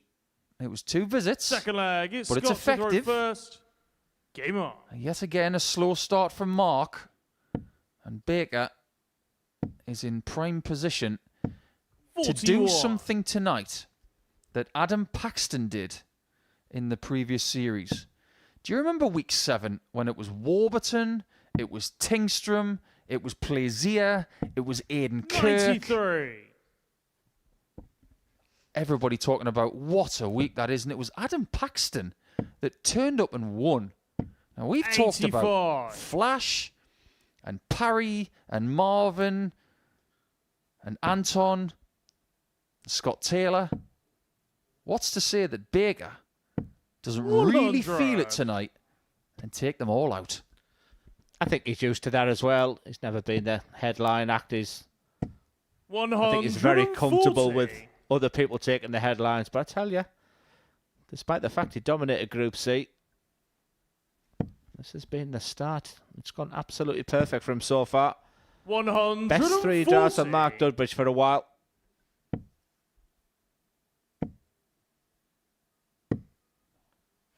$91. Didn't need to go bullseye with the last start. But if he had found a 25, it would have been that magical 130 again that we saw from Anton Östlund in game 1. 27. That's not a good sign. That was Scotty a require bad deflection. 144. It was Scotty Baker who had the real problems with bounce outs this week. Sometimes people say in darts, that luck comes back to you, and that's a fantastic last dart. 141. The way he was able just to caress that dart through them first two. And nothing Dumbridge can do on the 141 Baker. Good chance for a 2-0 lead. 42. Scott, you require 44.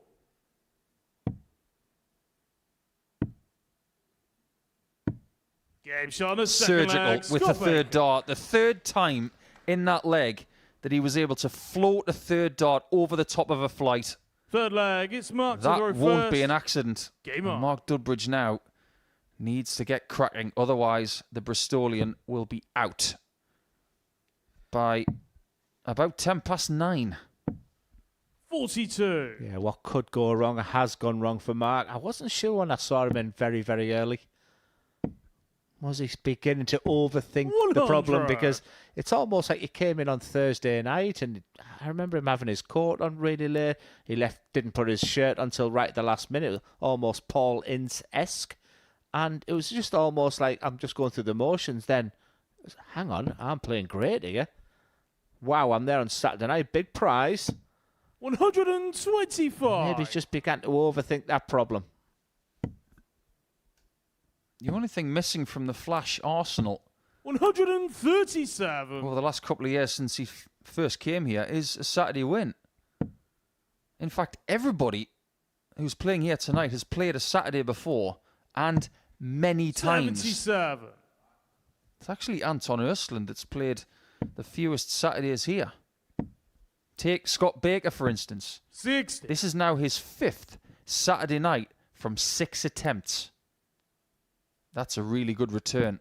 But just like Flash, Baker hasn't got that weekly title yet. 40. One-sided. Dumbridge not down to a double so far in the first two legs. 80. And that's part and parcel of throwing a 15-gram dart, in my opinion. Just kissed off that tungsten there. Maybe he should do what Stephen Bunting's done. Stick 50% on your barrels, and look what it's done to his career. 84. He's now top 10 in the world. Scott, you require I was at the Euro tour 124. when Stephen was going with that possibility of doing it. It's been Ooh, 99. on the green. Mark, you super require quick. 132. Needs the green or the red. Gets neither, and Baker can stretch his lead even more. 80. Scott, you require It's 24. that rat-a-tat style. Big number. Big double. On the third leg, Scott Baker. 3-0 lead, one away. What a start here for Scott Baker. Poor old Mark Dudbridge. He had a real Fourth leg, stinker and it's Scott to still throw first. searching for his first Game on. leg of the night.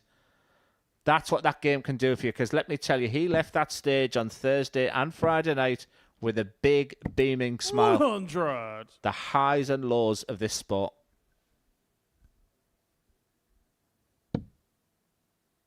They should put something on a darts t-shirt that says, darts is about as sympathetic as a sledgehammer. 140. Because if you don't get to doubles and you don't hit them, you don't win. There's no freebies in this sport. There's no 84. gimmies either. Yeah, you can go from a world beater to an egg beater within 24 hours. That's why we love it. That's perfect. Follow it, Mark. Just struggling with his rhythm tonight. Yeah. 100. Just trying to be a bit more methodical right there to get something going, but this really is the last chance saloon now. 60. Good spot, Nico. Totally agree. What's to say that Mark can't turn it around, though, because we've just seen Scott Taylor win from 3-0 down. It's been a funny old night. 108. His first match of the night. You got one player who is starting to find comfort with 140. A more Dennis Priestley style Mark, you rhythm. require 81. He's up against someone who is always in 5th gear. This might have to be hit, Mark. Bullseye! Game shot on a 4 flag, Mark Durbridge. Well, smiles on the stage, smiles from the ref, smiles from the 5th comms flag, box, it's Mark to throw first. and even smiles from the opponent. That's what Mark Game on. Durbridge is all about to this sport. An absolute legend. Just to see that smile on his face tonight, that makes me happy. The one thing he's thinking right now is, I am so glad I've got a 59. leg. I didn't want to be that player that walks away with an 8-0 scoreline for the night in the wrong way. 60. Like I said, we're on the back of that incredible turnaround. In the previous game, where Scott Taylor was 3-0 down to the irresistible Anton Osland, came back and won that 4-3. I wonder if that's on the mind of Mark Durbridge. The darts are going in better. The trajectory of the dart looks better. He looks like he's playing with a bit of a smile now. How a match can turn around. 140. Maybe he just needed a 7-leg warm-up. Let me just put it out there while we still can.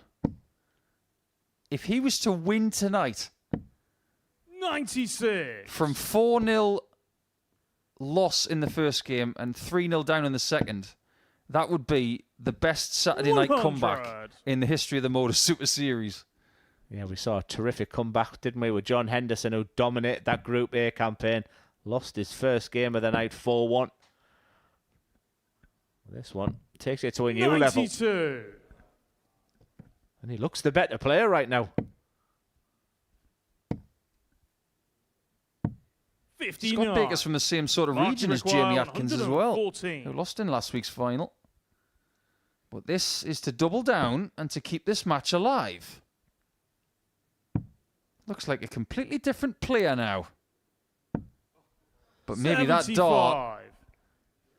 Scott, you require is something that he just could not 142. predict. Yeah, there was no backswing whatsoever. He chased the dart. 83. Mark, you Oh, require we've talked 39. about his rhythm just looking a little bit better. That's linked to a little bit of belief. And this to reduce the deficit to 1. 7. And that could be curtains for Scott, you Flash. require 59. This is to put Scott Baker in the semi-finals and to take Marvin van Velsen with him. Game shot And that's and where the match, Baker's going. Scott Baker. He didn't need a dozen, but he's cooked up a storm there, has Scott Baker. And he's into the semi-finals once again. That is his best run in a Modus Super Series week. And he's now got a chance to get another game in the bank against the reigning champion before he makes his way to the Final Four. He was the better player, as you can see, and his highest checkout of that entire match was the one at the end. So now we turn our attention to group number 1, and we're going to talk about 9-dart shootouts. We're going to talk about permutations when we come back.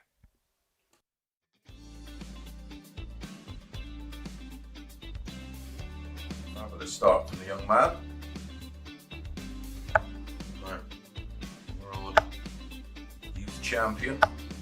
Oh, what a response that is from his father.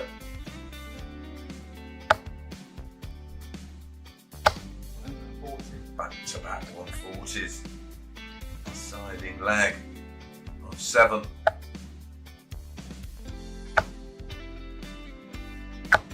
My goodness, back-to-back 180s. Well, we've seen 2 9s in last year's Modus League. Seen a couple of 10s. Haven't seen a 9 yet in the Online Darts Live League.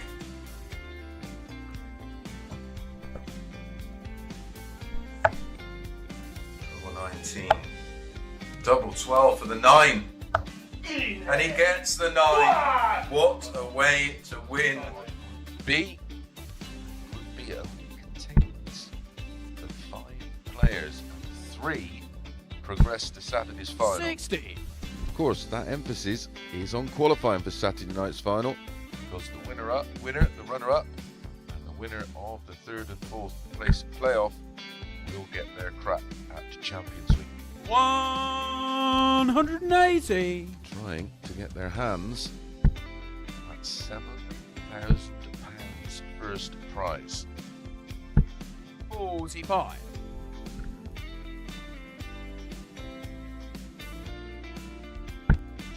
Some of you on the forums are here. 180. Oh, welcome back, Martin. Where have you been? Where did you go? 100. Martin, you require 141.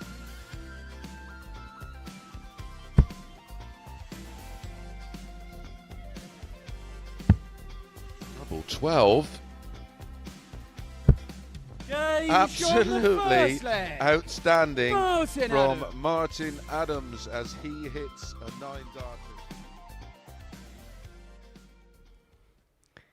Welcome back to the Modus Super Series, where we enter the final couple of rounds of matches in the pool stages here at the Live Lounge in Portsmouth. The final game of Group 1 sees Scott Taylor and Kurt Parry go toe-to-toe. Now, if that goes 4-3 on the right-hand side of the scoreboard, there will be a 9-dart shootout, and it would mean that Kurt Parry will be involved in his second 9-dart shootout here at the Super Series. Scott Baker, Marvin van Velzen are involved in the final match of Group 2. That's to see who tops the group after both players have beaten Mark Dudbridge by big scorelines. Now, here's a weird twist of fate. Kurt Parry was involved in the last 9-dart shootout, needed a 4-3 win to get to that 9-dart shootout. That was against Darryl Pilgrim, who once upon a time hit the highest average in a game against Scott Taylor. Scott Taylor is Kurt Parry's opponent in this particular match. Let's hand back over to Paul Nicholson and Glenn Durrant.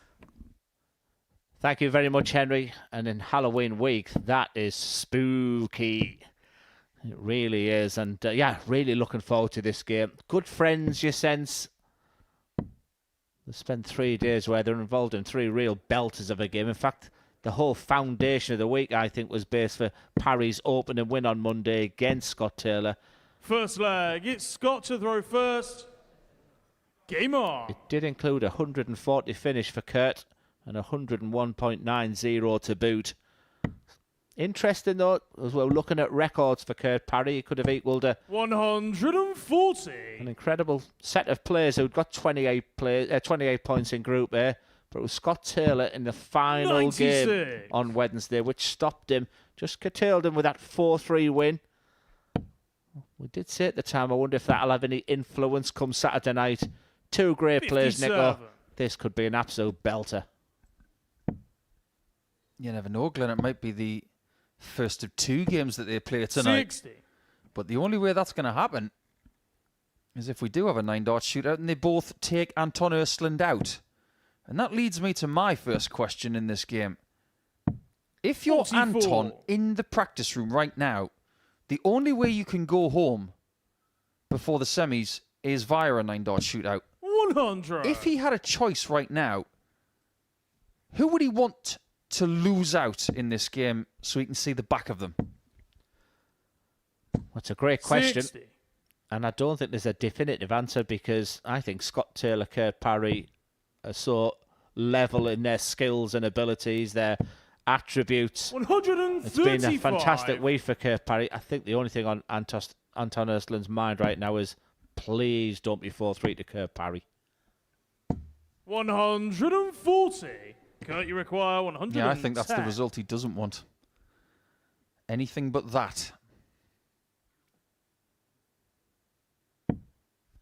Absolutely.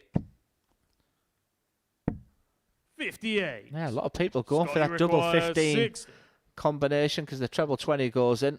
It would have left it there. And you don't leave Scott Taylor finishes this week because that's what he's On doing. the first leg, It's like he's got a Taylor. magnet in those doubles, and that's a wonderful asset to have. Asset? Second See what you leg, did it's there. Kurt to throw first. Game It's on. almost as if on that 60 checkout he went, Dazza! I still think it was 1-0 to me. 140. I'll give you that one. Newcastle were 1-0 against Arsenal today, so let's move swiftly on. Yes, please do. I'm still depressed. 57. Nothing depressing about watching these at the moment, but the story tonight was all about Kurt Parry. He single-handedly just grabbed that group 96. and ripped it to shreds through absolute brilliance. And tonight, it's all going pear-shaped. 140. Yeah, this is a situation he's got to get a hold of quickly. 133. But if there's one thing we can learn from this group tonight, from 2 completed games, even at 3-0 up, you aren't safe. 140. Kurt, you require 132. He is so good, and that's perfect if the treble 19 goes in. It was a beautiful sight, but a real 104. good response here from Scott, Parry. you require 164. He's fighting and scrap. Didn't need to have that in that Group A campaign. Surely not. 139. That was seriously Kurt, you close. require 28. Kurt, you can breathe now. But can you equalise? Game shot on a second leg. Silly Kurt question. Parry. And just like Henry mentioned, Parry has been here before. Third leg, it's Scott to throw first. 9-dart Game on. shootout territory. If it happens again, you'd have to back him. 140. Because in that 9-dart shootout, he was unbelievable. With Daryl Pilgrim and Jimmy Van Schie. 100. Pilgrim had a 180 on that 9-dart shootout and didn't even qualify. It was ridiculous. Wow. 100. Yeah, match of great quality. Sometimes you can build a match up and it flatters to deceive, but 84. this one's a beauty. It really is. Every now and again, you have 2 very well-seasoned Super Series talents who 85. butt heads. And when they're playing well, you can watch them 6 straight days, no bother. 95. Lovely rhythm, great aggressiveness. And Taylor might talk his chances down every now and again. He's a man of few words, like I mentioned earlier, but 45. he actually wears his desire on his face when he's throwing at the board. He can't hide it. And I think when mistakes, small mistakes happen, 140. Scott, they're you getting require punished. Scott Taylor was all 131. over this leg. But that score of 45, punished by Kurt Parry, will really fancy his chances at 82. And he will get a chance at 82. And he must 97. be more clinical than his No, you first game require tonight, where he was 82. 3 from 14. Bullseye. We are Game seeing shot some on the third bullseyes leg, tonight. Kurt Parry. My word. That was clutch. Fourth flag, it's Kurt to With throw a capital first. clutch. Well, if Game you've on. been with us all week, there's 2 stats I just want to go to. 1, we've barely seen a bull finish at the end. And 2, we've just had a plethora of 180s. 140. Roles reversal tonight. That bullseye is just getting peppered. Extraordinary talents we have on offer. Look at the aggression. Look at the scoring power. That's what Scott Taylor's all about. This is a beauty. 100. Oh, yeah. It's a beauty, all right.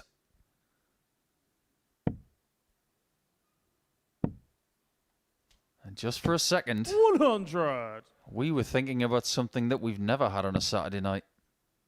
Not yet, anyway. Yeah, good point, Nico. 60. Maybe the quality we're talking about tonight. Maybe tonight is the night. But it's all about the scenario as well as much we're talking so positive about Scott Taylor. 134. He could be looking and being knocked out. He's been brilliant this week. If he's not careful, he could be. 58. Because if Parry Scott, wins you require 4-2, 87. Taylor's out and Parry's through, and so is Ersland. Double 12. Oh, that's a Game shot brilliant of pickle fourth from leg, Taylor. Scott Taylor. This game has got a maximum of 3 legs left. And seriously, it looks more likely that we're going to have a Fifth leg, 9-dart it's shootout Scott than to throw not. first. The one person who Game wants on. to stop that is Taylor. If he wins 2 more legs, Parry's out. Stunning game. 100. What we've got here, Glenn, are two dart players who play this game in a very visually appealing way. 60. But if we strip that back, we've got two dart players here who do this to support their family, to make their families' lives easier 100. and better. There's a great deal of passion on the stage right now, whether you can see it or not. Yeah, great shout. 96. You feel like they've been playing against each other for years, but you've got to go all the way back to 2016 when they last played. 3 times they played at the Challenge Tour, 3 times a win for Scott Taylor. 67. Kerr Parry, he had his success this week, but questions are being asked about him tonight. That wasn't happening this 80. week. And that last start, was it almost too casual?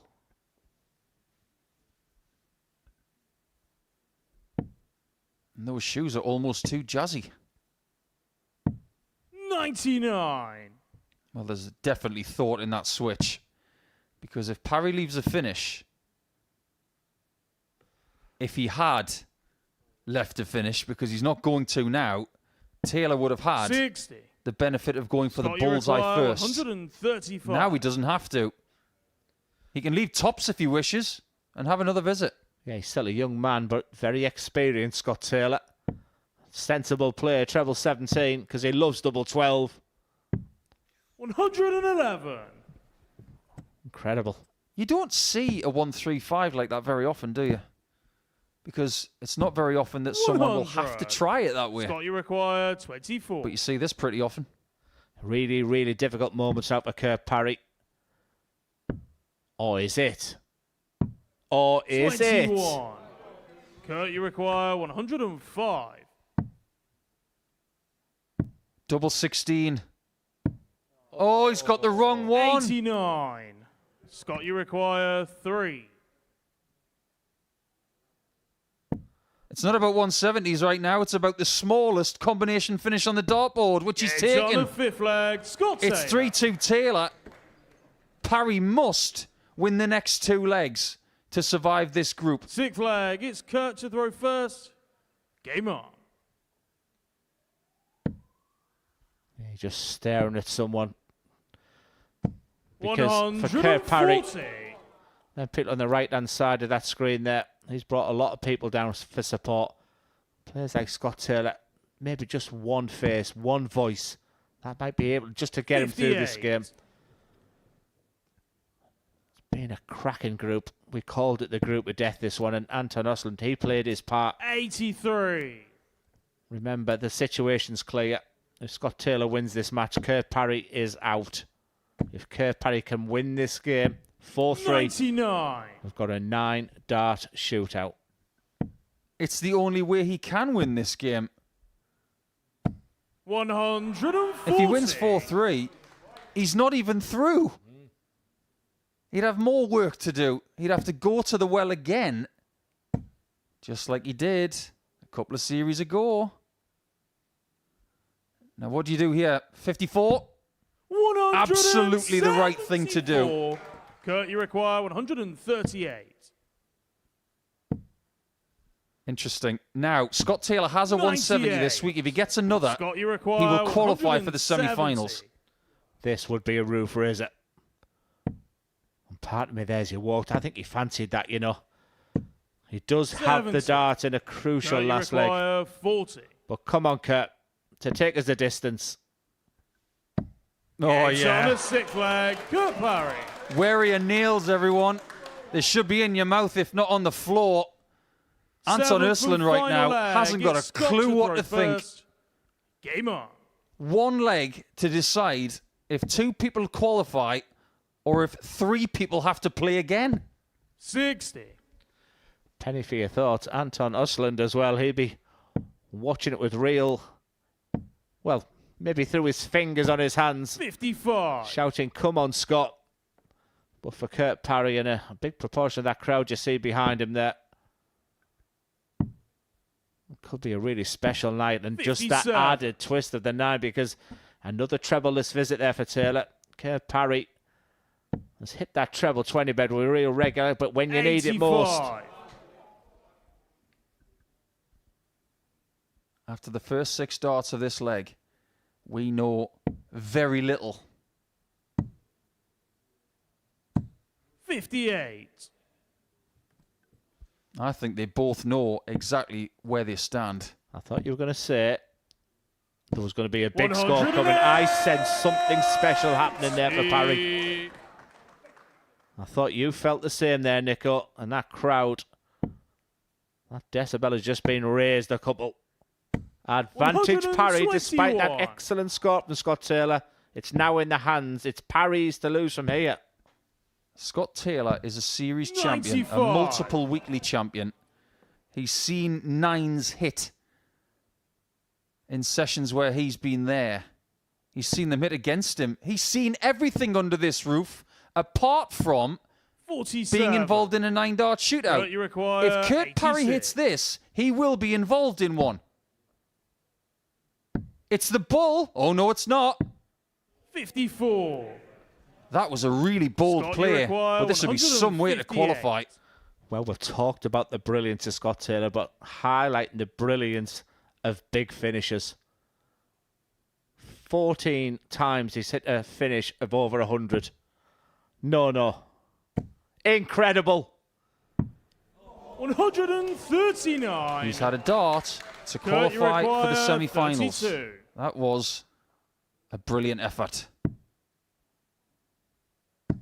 Game shot. We are going to have a 9-dart shootout for the 4th time at the Modus Super Series. Nobody is through yet in Group 1. And what we're going to do is we're going to conclude Group number 2. And when we have, we will come back to the dartboard, and Jack Garwood, our referee, will see Scott Taylor, Kurt Parry, and Anton Östlund have a 9-dart shootout to see who qualifies for the Week 8 semi-finals.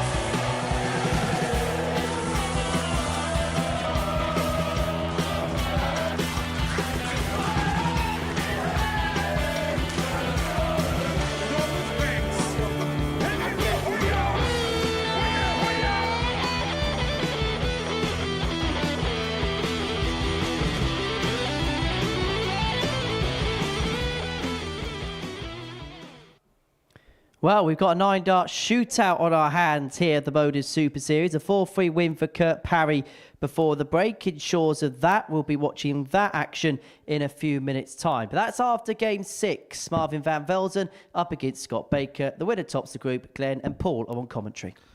Calm before the storm this game. I think that is the situation. Smiles all around because Scott Baker and Marvin van Velzen are already through to the semi-finals, but a word just about what we've just witnessed there. Kurt Parry just to come through that last leg. The brilliance, the missed out a double 19 from Scott Taylor. That Group A had absolutely everything. Remember, Anton Osland won the opening game, 3-0 up in the second, and now in a situation where he's not even guaranteed because that 9-dart shootout will not be for the faint-hearted. And this will be just this game ahead. Marvin van Velzen and Scott Baker there. Who will top the group? A little bit of bragging rights. And I guess, Nico, on a Saturday night, you know, to win your opening 2 round-robin games, that then sets you up for where the competition really starts. Yeah, definitely. I think Van Velzen right now will be thinking that everything is going his way right now. Game on. Because there's so much carnage in Group 1. Scott Baker has ensured that Marvin is through after playing 1 game. Tonight genuinely couldn't have gone any better for Marvin at all. He hasn't lost a leg, and he's through with a game to spare. So 58. If anybody's got any idea as to how he could have got through any easier, please let me know. 60. Yes, the pair of them will certainly be pushed a lot more come the semi-finals, that's for sure, because that's when you incorporate Group 1. And whether it's Scott Taylor, Kurt Parry or Anton Osland, they'll know 140. they will have to step it up. So it's just about staying professional right now, keeping your eye on. And I must admit, 108. Scott Baker, out of the 6 players tonight, he's the one that's really impressed me most.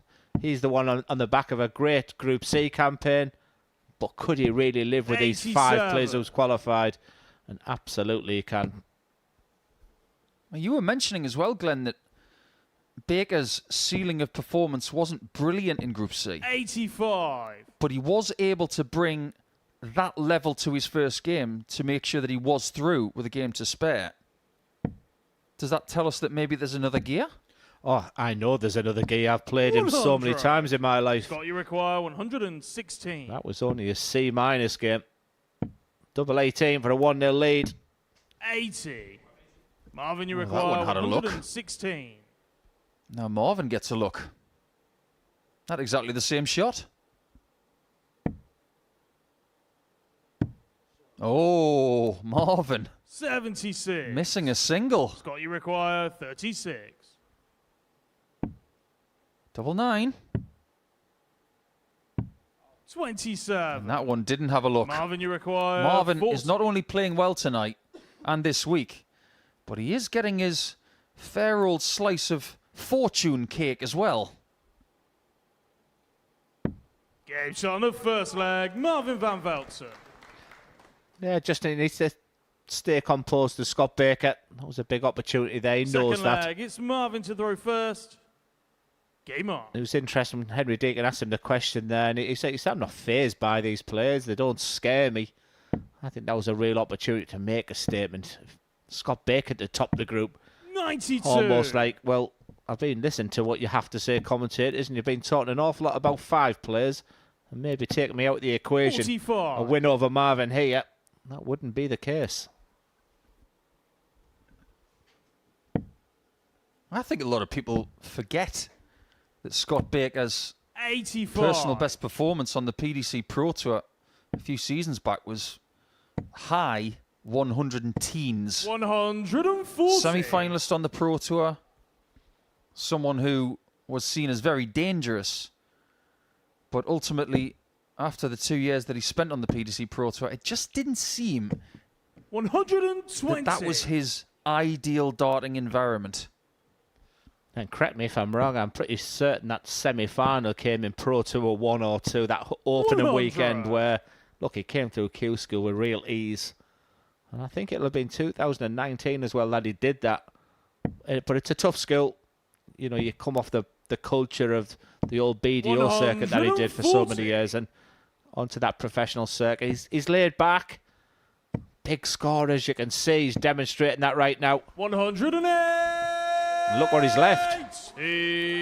Marvin, you require I 64. still don't know, after a few seconds of thinking about it, how that third dart went in. I wonder if this one's going in. Game shot on the second leg. If he's Marvin this good van on Velsen. tops for the rest of the night, he's got a superb chance of winning again for a Third third leg, it's consecutive Scott to throw Saturday. first. Because that's Game what on. it would be. Week 10 of the previous series, Champions Week, and Week 8 of Series 9. 85. Imagine winning 3 straight Saturdays, and what would that do for your confidence? At the right time of the year as well. 140. Both players are going to Q-Skill. I was just watching that challenge tour today, and it's the who's who of the Modus Super Series. 135. This Is the that a platform. Scott Baker joke, Glenn? Did you just make a Scott Baker joke? It's a who's who. Because his walk-on song is My Generation by The Who. Weller, 100. Weller.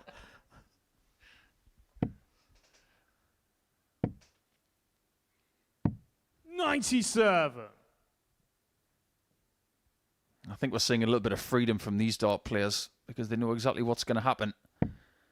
At around about 10 o'clock, they're going to enter 57. knockout darts.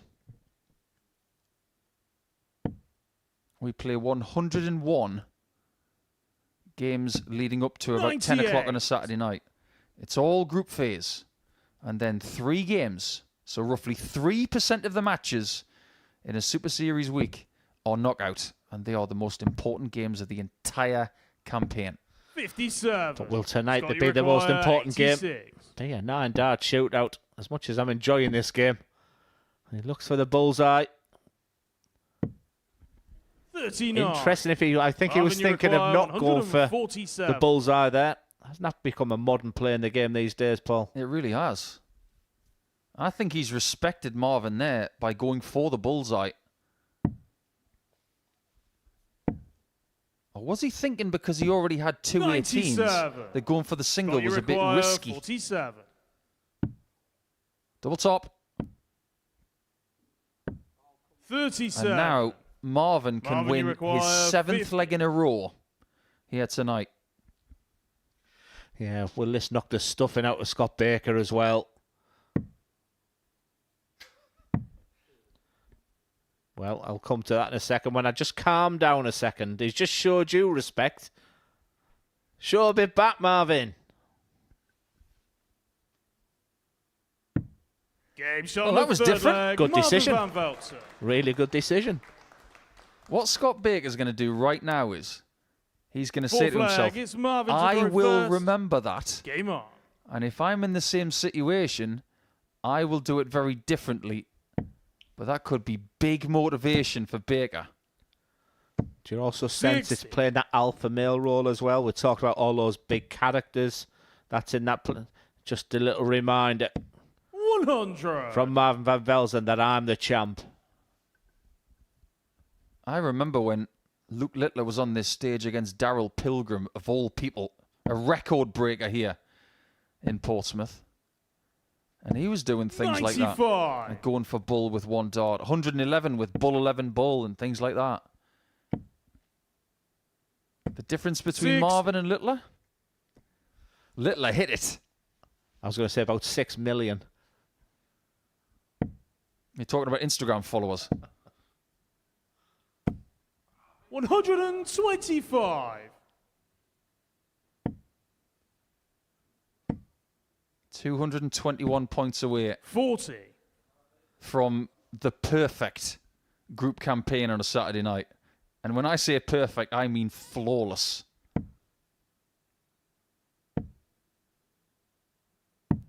54. Yes, incredibly solid. I still think at the back that Marvin will want to put 6. a big statement in that Marvin, you semi-final. require 167. He's looking good to take this one. Who will he play in the semi-final? Well, we're none the wiser. Don't forget, following this will be a 9-dart shootout. Dinner missed that. 95. 72 more points. And Marvin will have the darts in semi-final 2. 140. Marvin, you require 72. The mod looks like he's going to semi-final 1 against the throw. Double top.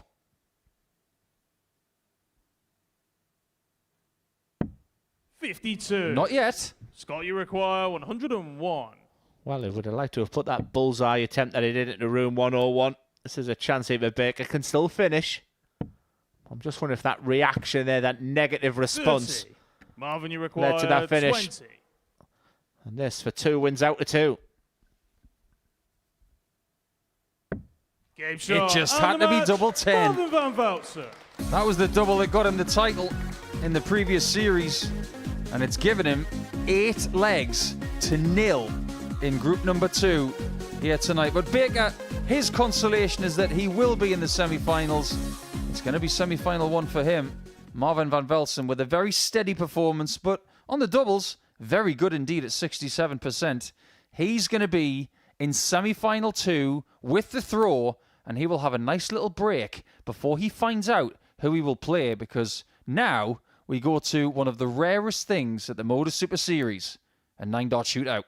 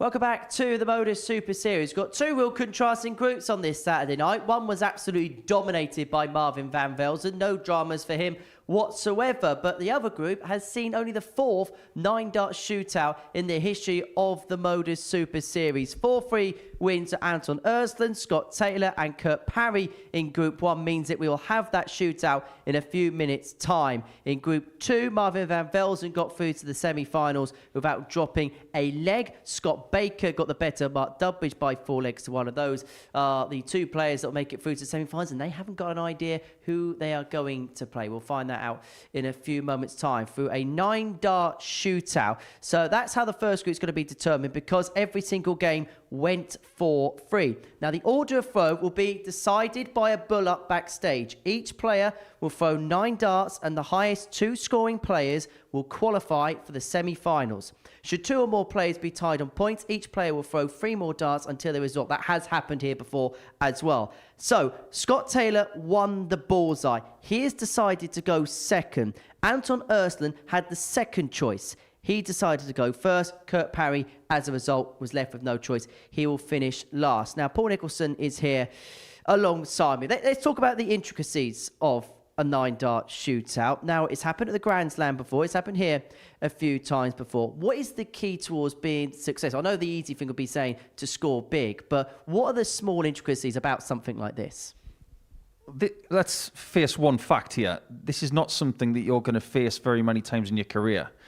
And I suppose Kurt Parry, even though he didn't have a choice as to where he's throwing, because he's been through it before and succeeded, he'll probably think, I've got the ace up the sleeve. Nothing really prepares you for this. And it might be something that you never have to do. But the fact that they are in this situation now, their mentality, their nerves, and their composure are going to be tested, and over the shortest possible format of less than a leg. And some people have said to me in the past, this isn't fair. This is 101 games over the course of a week coming down to 9 darts each. It's just like a penalty shootout. I think it's incredibly fair. Is the hardest bit about it the unknown element for a lot of players? And is there a possibility that panic can set in? I think in some cases we could possibly say yes. We don't have a great deal of information to go on from previous 9-dart shootouts. But what I can say definitively, that I've only ever seen one big mistake, and that was when Richie Howson was in a 9-dart shootout. He should have gone for the bullseye with the last dart. He didn't. It cost him. He didn't qualify. So when we look at the previous one with Kurt Parry, with Jimmy Van Schie, and with Darryl Pilgrim, if you score a 180, for instance, you can't rest on thinking that that's going to get you through, because it didn't work for Darryl. We saw that from Darryl, didn't we, last time? Exactly. So you've got to be switched on and focused for every single dart you throw. If you aren't, you might be 1 dart short. Kurt Parry's got experience before. You can see in that graphic there, he played in the previous one. How much of an advantage could that be for him? I've got to think it's an advantage. The way that Kurt is as a person, he's incredibly relaxed. He will go into a situation like that thinking, I've got enough in my arsenal when it comes to the grey matter between the ears that I can get through this. I've got the talent, I've got the composure, I will get this done. He was up against 2 of the best players we've ever had in the Modus Super Series, and he still came through it. He's up against Scott Taylor in this one, and Anton Ersland, both who have won a week. He's the only one who hasn't won a week, but he's the only one who's been in this situation. So it's a fascinating dynamic. Scott Taylor won the bullseye and went second. Is that the best position to be in your opinion? Well, I'm fascinated that Scott decided to go second. That's almost saying, I don't want to lead off, and I don't want to have to throw my last visit knowing what I have to score. It's almost as if you have a little bit of information based on player 1, and you're setting your stall out for someone to catch you.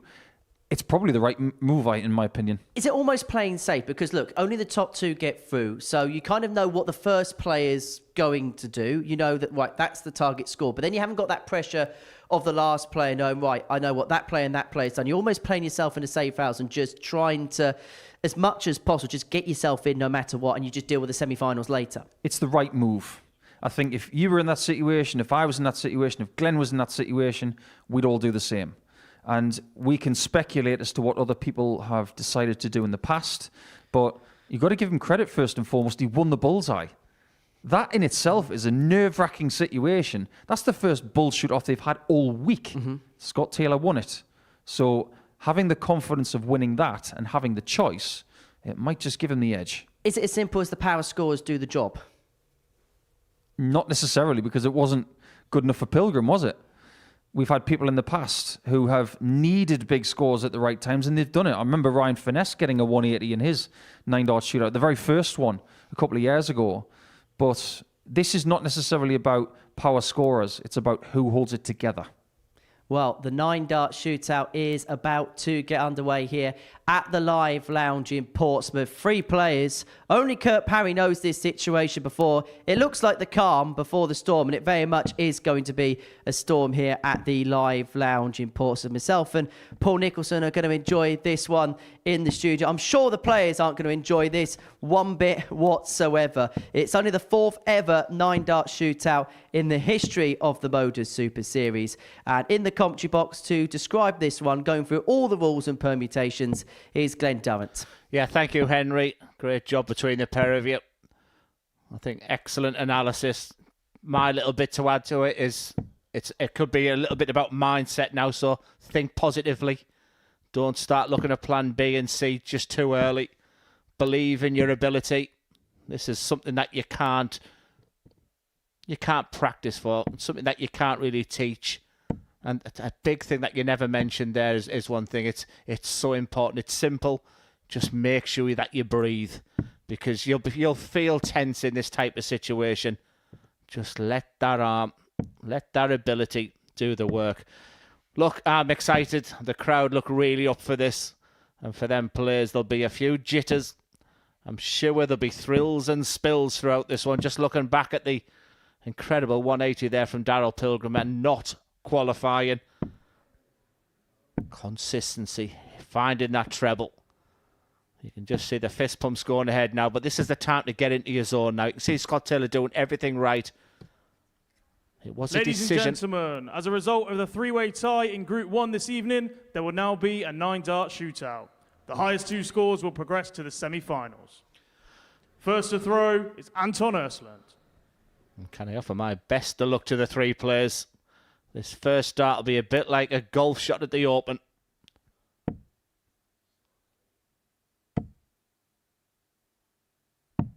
$59. That'll be to the delight. So the mindset now is 1 treble. Interesting, all going low as well. 64. Effectively just beating the score of Osland. Going low. 100. Advantage parry. Crowd involvement. Big, deep, sharp intake of breath. He's cool, calm, and collected. 140. And that will help in this situation. He won the bullseye, decided to go second. What a killer dart that last one is. It was advantage parry after the first one. 65 points will put him into second position going into the last. 1 treble will be enough. 65 points would be enough to take him in front. 65 he score. All to play for, but it's a super Swede in front. 64. Look at those scores. 100 apiece for Taylor and Parry. And they're through. Stay straight. Taylor is through to the semi-finals. Bottle. That's what that was all about.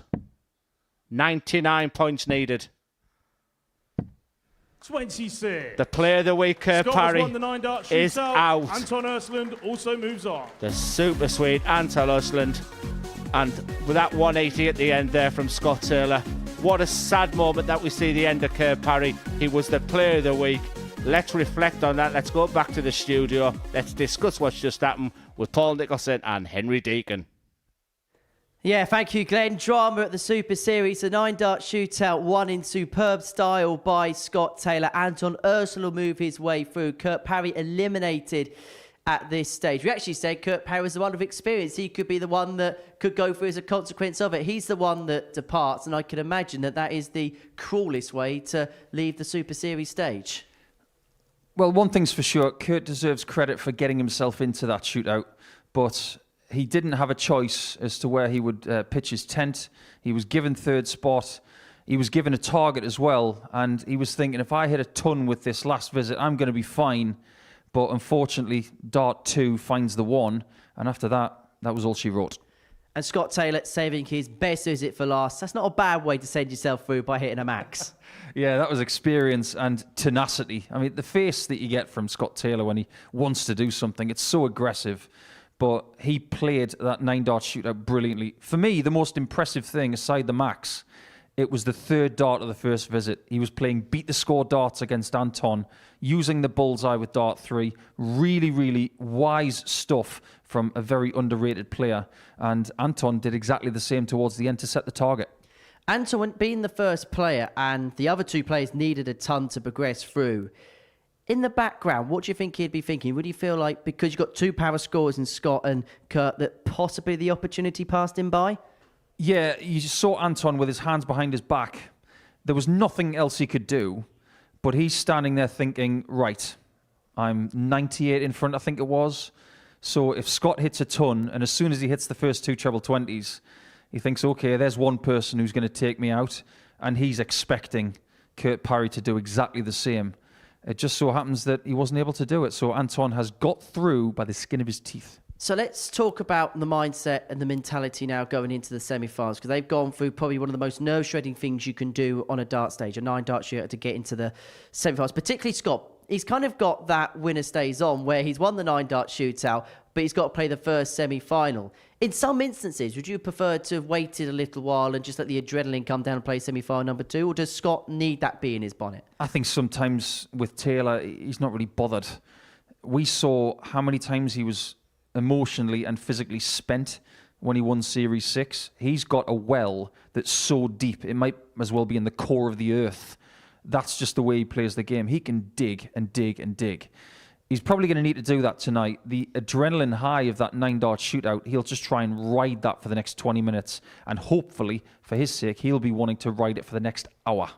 Right, we'll talk some more about it in a minute. We're going to head for a short break. When we return, the semi-finals will get underway. Scott Taylor is going to be in action up against Scott Baker. Marvin van Velzen, the defending champion, is looking for a return to Champions Week. He made it through oh so easily without dropping a leg. He takes on Anton Ersner, who came second in the 9-dart shootout. Those semi-finals take place in around about 10 minutes' time. And when we return, we'll round up everything else that has happened so far this evening.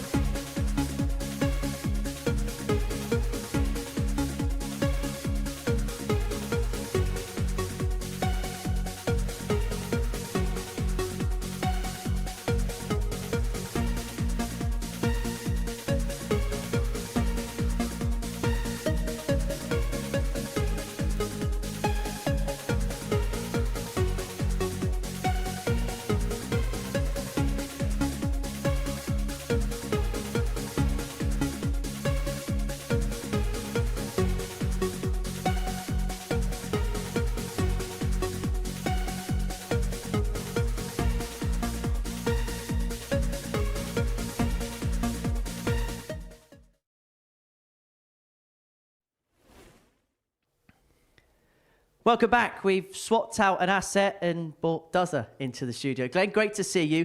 Let's begin by talking about the 9-dart shootout straight away, because that was a moment of drama, and I can imagine a moment that for a lot of players they wouldn't have been used to in their career. How difficult a moment, first of all, before we talk about the intricacies of it, would that have been for the players? Yeah, there was a couple of moments. I think the first dart from Anton Östlund must be really tricky. That's when your arm just feels like lead. It just doesn't feel normal of throwing a dart. He held it together, despite the fact going trebleless there. So it was a quiet start from the three of them. In fact, it was advantage for Kurt Parry, wasn't it? And then after that, the thrills and spills, which is just so typical of a 9-darter. Did Scott Taylor justify his bullseye decision going second? It was a strange one. I mean, when you win the bullseye, your only consideration for me is, do I go first or last? So to go second was a new one. And he had a moment where I thought, he's blown it. And then he pinged a treble 20 in his second visit. And then the 180 was just incredible. For Kurt Parry, you have to feel for him in this scenario. Big crowd as well. Listen, for a couple of days, he's been walking on water. Everyone's telling him how wonderful he is. One of the great Modus Super Series performances in that Group A campaign. A campaign full of seasoned winners and proven successes. And yet, tonight, even in his dart matches, it just didn't come alive. And that started from them very open early couple of legs with Anton Östlund. I'm gutted for him. Well, this is the story of the, and this is how we've got to this point. 3-4-3 victories in Group 1 saw the 9-dart shooter. However, in the other group, it was the complete and utter opposite story. Mark Dubridge walking away with just one leg. Marvin van Velzen didn't drop a leg in the group stages. Scott Baker, the other player that joins the defending champion in the semi-finals, it'll be Taylor against Baker, van Velzen against Östlund in the semi-finals. We've spoken about the former champ Scott Taylor, who won the 9-dart shootout. Let's talk about Anton Östlund, the other player that will join him in the semi-finals. Take away the 9-dart shootout. We talk about the two group games he played. What would be your assessment of how he's got along? He's got better as the week's gone on. He was very ropey on Monday. Remember, he's my pick to win the week, and at 16-1. But tonight, he looked nice and smooth. This 130 finish was incredible. The stuffing was knocked out to Kurt Parry. Kurt Parry was 2-0 down in that game, fought it back to 3-2. He's cool, he's calm. We've talked about that mentality that he has. He speaks so well, knows where the bullseye is tonight, doesn't he? And yeah, he's been terrific. And of course, Anton Östlund blew a 3-0 lead. What does 3-0 scorelines mean to you this evening, Glenn, I wonder? Anyway, to Group 2, where Marvin van Velzen just completely dominated proceedings, didn't he? He did, but I'm still waiting for that spectacular performance from him. He's just doing enough. Isn't that a good sign of how good he is these days? I mean, Mark Dubridge in this match, I can just see him looking around. He just didn't come out the traps. And this 2-2 here for a routine 4-0 victory. One thing I would say, he hasn't been tested tonight. He's going to be tested against Östlund. Let's see how he responds to that. So, pretty perfect for him so far. Can I almost play devil's advocate with you then, in the case of Marvin van Velzen, that he's not playing at his best, but he's winning games? You would have been in scenarios, particularly when you're at the top of the game in the BDO, where you weren't playing at your best, not playing at your perceived A-game level, but that B game, that secondary game is enough to get you over the line in games. Is that what Marvin's doing right now? Winning becomes a habit. And let me tell you, if he's scratching away for a victory, he's not winning. You know, but the fact he goes out locally, he goes to the development tour, he's used to winning games now. And when you're winning games, it's like I say, it's a habit, and it's just a little comfortable for him now. He knows the process, he knows how to start a match, he knows when he's the better player. He's going to be tested now. And one thing that we really want to see this week is that really monster performance. Scott Baker lost his last game to Marvin van Velzen, but actually the sideshow of the 9-dart shootout, is that actually going to help him get that defeat out of his mind? Well, it needs to, because he was fairly poor in that game with Marvin van Velzen, I felt. I thought it was an opportunity for him. Obviously, everyone's thinking of the 9-darter. I mean, even in comms, I was like beginning to get my notes ready for that 9-darter, almost disregarding that game. And Marvin won it comfortably. He'll have to bounce back quickly. In terms of Scott Taylor, he won the 9-dart shootout, so he has to play a game of winner stays on because it was Group 1. Help or hindrance? Because he's one of those players that does like to play with adrenaline. Yeah, I think it's a help. Look, they've been in the venue a couple of hours now. He's played 2 great games tonight, Scott Taylor. Listen, there's going to be no more pressure tonight than hitting that winning double in that 9-darter. He was up for that challenge. I think he'll be up for the challenge with Baker. Anybody stand out in this Final Four in terms of winning the night from here? I still think the best is to come. Scott Taylor has been arguably the better player. Still so much to play for. I think the competition starts right now. Glenn, thank you very much for now. Time for our first semi-final, and it's a battle of Scots as Baker takes on Taylor.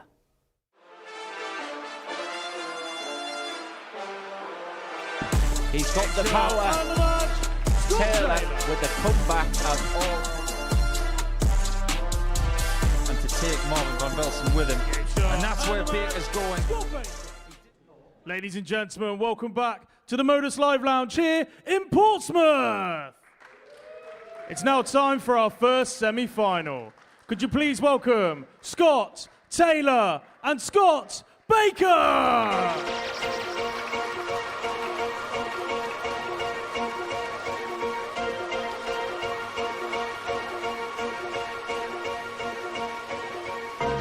I am number one, not number two.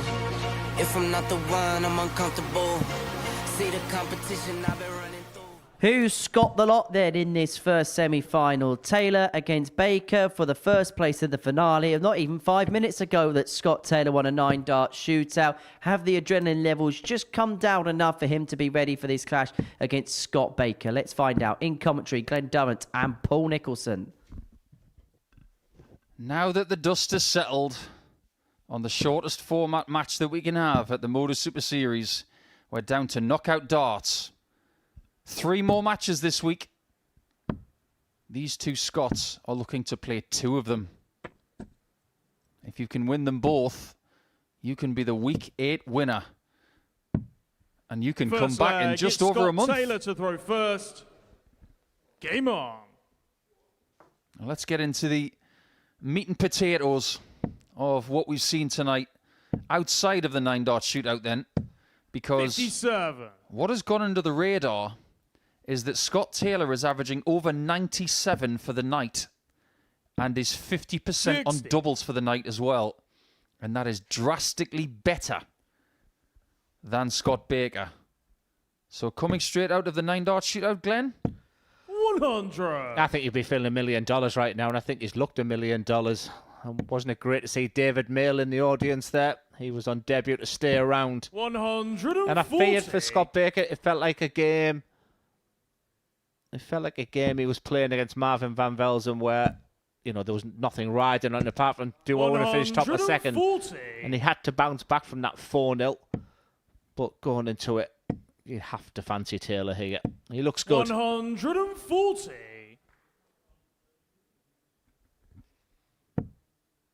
Taylor has been to finals before, and he's won them. 57. He's now been involved in pretty much everything the Super Series can offer. Scott Baker is yet to make a final. 43. Scott, you require 147. I'm not so sure about that last day. I thought bullseye should have been the shot for Scott Baker to guarantee yourself a 2-darter. Because any time you see a finish for this man, 99. you feel like it's going to go. Scott, you require 118. Scott Baker, 118. Big 18. He's such a rhythm player. Leg. Scott Baker. Rat-a-tat-tat style. We doubted him after that game, or certainly I doubted him after that game with Marvin Van Velsen. Perfect start. Game on. And a breaker throw. That one was like calling the Italian emergency services. 60. 118 was the right number. Yeah, that's nice there from Taylor. If you know, just gave himself a not something you'd associate with him. I think his mentality right now is I'm the best player. I can win this, Scott Taylor. Now, let's just do it professionally. I've gone 1-0 down. My opponent's finding and throwing darts on the gods right now. And that also means that Scott Taylor and Scott Baker have got 3 maximums apiece tonight.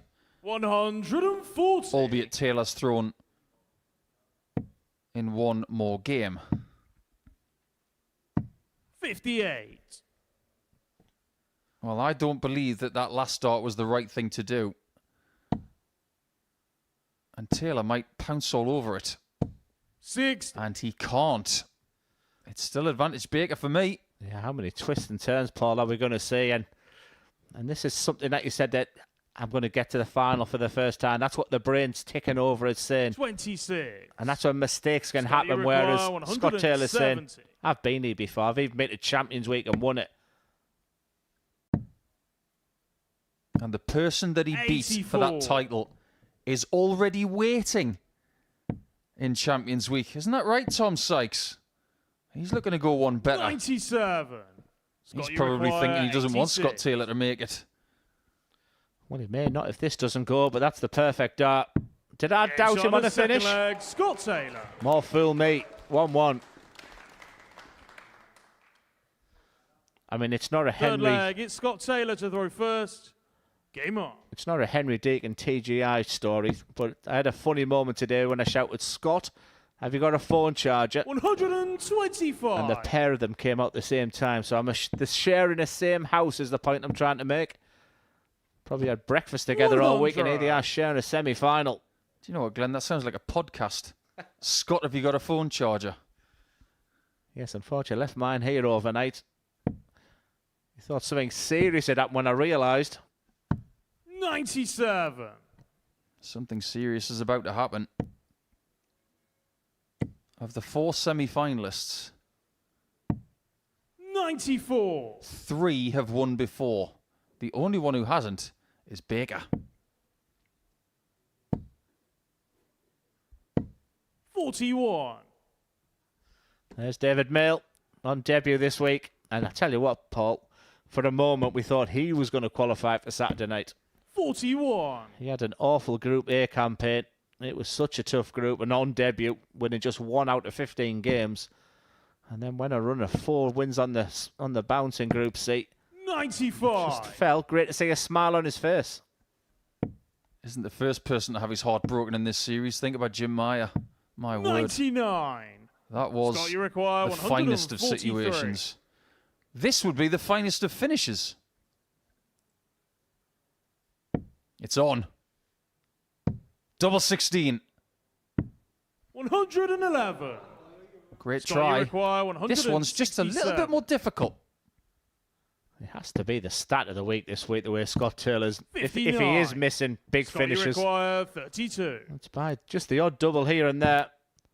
He went 1-0 down in this game, but now It's on leads the 2 third legs leg, to 1. Scott Taylor.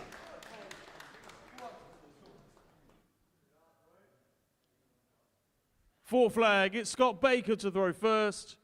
Game on. Where would Scott Taylor be if it wasn't for the Modus Super Series over the last couple of years? 41. Where would he be? Maybe at home in Lancashire, just playing locally and in darting obscurity. I think you're spot 45. on, Nico, but maybe not playing locally. He's literally doesn't have the love affair. I think my question to him, if he does lift the title, is this going to reignite the fire in the 70. belly? Is this going to get him, as we see the boss, George Noble? I look at Taylor on this 90. hockey tonight and I see lots of fire. I see 2nd of November fireworks. 60. 3 days before Guy Fawkes night. I don't know if you agree with me, Nico, but it seems a long time since I can remember having success on a dartboard. But 83. when I did, the next thing I wanted to do was get on the practice board the next day. 100. Steady from Baker. A trebleless visit here from Taylor will give Baker the darts, but that's not going to happen. Look at that. 123. Right in the top corner. Yeah, it's masterful at times. 60. Unlucky there Scott, from you Scott require Baker. He could do with 160. something. Imagine if the big fish goes, if he gets a chance, and it's a big if now. 100. I think he needs this. Scott, you require 170. The way that Taylor's finishing tonight, he's not going to miss that 60. Doesn't matter where the single 20 goes. 58. He can get Scott, it you over the top. require 60. So for 3-1. Just the littlest of manoeuvres to the right-hand side. And Gets plants on it the right in the fourth middle of leg, tens Scott Taylor. for 3-1. Is it going to be semi-final heartbreak once again for the Mod? Fifth leg, it's Scott Taylor to throw first. Game on. At 9:30 a.m. on Monday morning, we chatted about the fact that if there's one player who could just maybe use Monday as a guide, 85. Tuesday get better, and then come Saturday night throw that winning dart, it is Scott Taylor. And right now he's going to take some stopping because he's got that beautiful combination of incredibly big scoring and this just way of hitting his doubles right now, whether it's clutch or whether it's 100 plus. He looks really 100. determined, focused and motivated right now. In 2020, 83. we started this project from home using tablets and smartphones and all sorts of gizmos just to bring you darts at a very difficult time. 100. And around about that time, there was a dart player succeeding at that level called Richie Edhouse. 4 years later, he became European champion. 60. And that's happened before to Baker on this stage. Maybe not this week, but that could be the straw that breaks the camel's back. If Scott Taylor's going to have a very, very big 2024 with more to come, what could he do in the next half decade? 31. He's got the talent.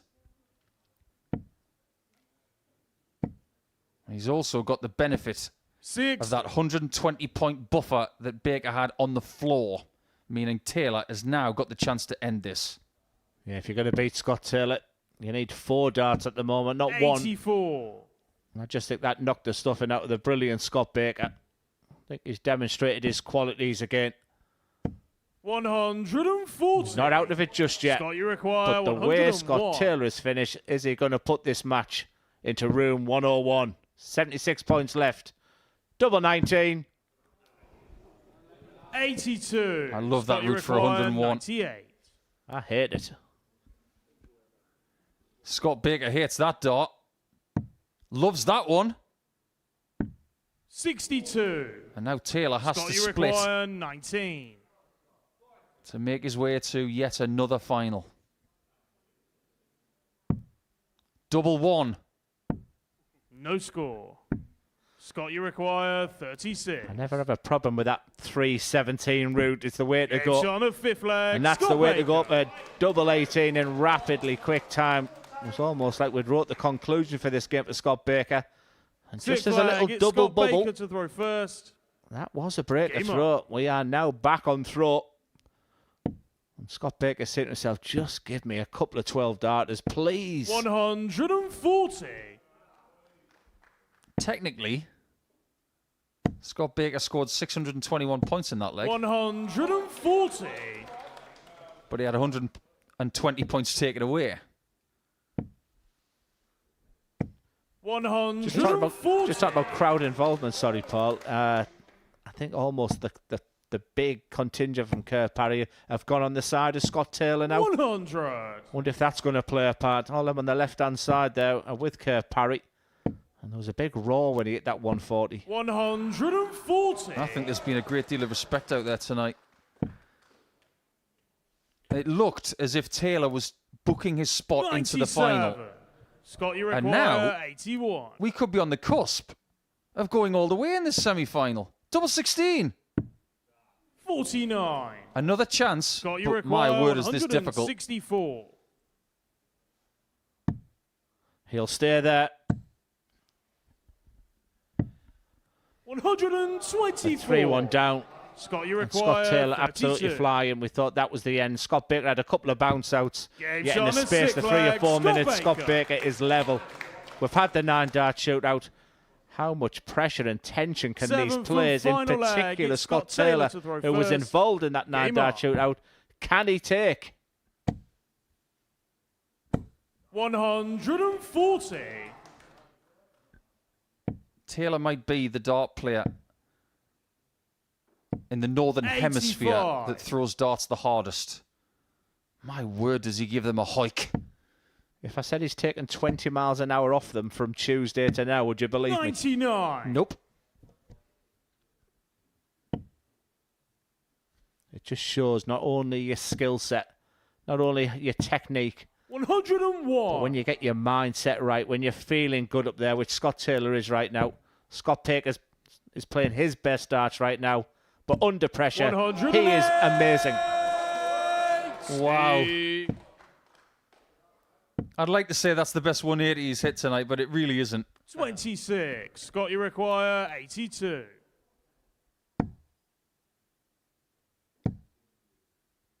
Just going to pitch his tent. 42. And there's nothing wrong with that whatsoever. He's going to come back for tops to make his way to the championship match in week 8 in Series 9. 100. How mature was Scott, you that? require Hardly 40. any interest in the finish, just lay it up. And Game bang, shot. Scott Taylor is our first Scott finalist. Taylor. He has been through absolutely everything this week. Look at the respect, look at the sportsmanship for the gentleman that is Scott Baker. Let me just say how proud I am of Scott Baker to see him there in the semi-finals. We felt that Scott Taylor was going to play a huge part tonight.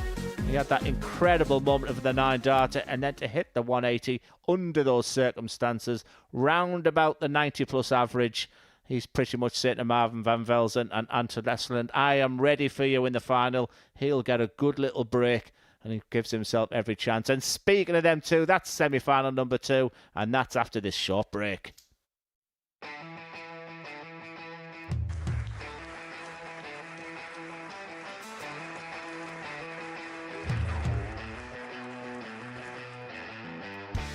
Hang on a minute. Wow! Oh my God! Well, that's £100 down the drain already. Itching to hit the 180. He's gone for the maximum.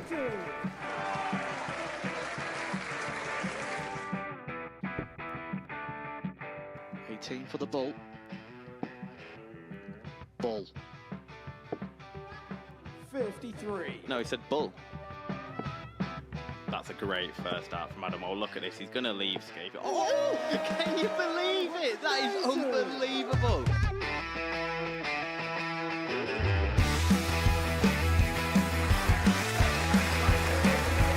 Get match darts to put his team into the final. And through to the final they go. Charlie Murphy has hit the match-winning dart on both occasions. Number 4 for the title. Game shot out the match. Please show your appreciation for the winner of the Influencer Pairs event, George Scaife and Adam Lipscomb.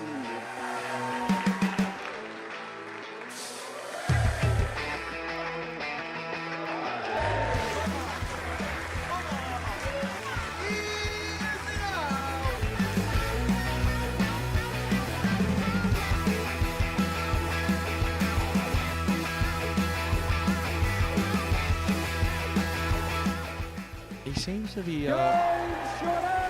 to be out, that's what he is. Charlie Murphy. A couple more visits yet. We're not going to need that. Bosh. Pie Face is through. He gets And he's absolutely buzzing. It was a game that Pie Face dominated throughout.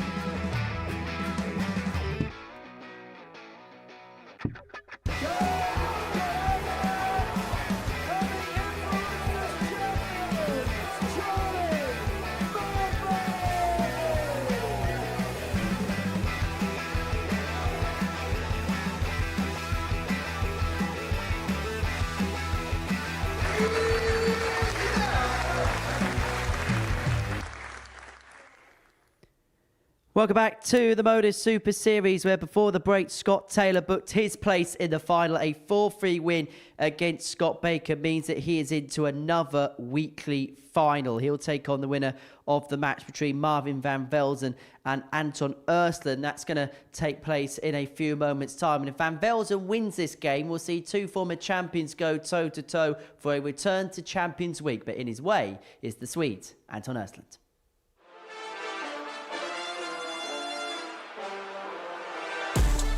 It just had to be double 10. That was the double. Prepared him for this. What a way to win a game. That game went from...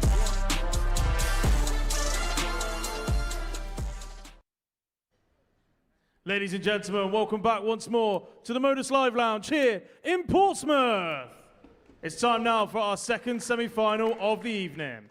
Could you please welcome Marvin van Velzen and Anton Ursland.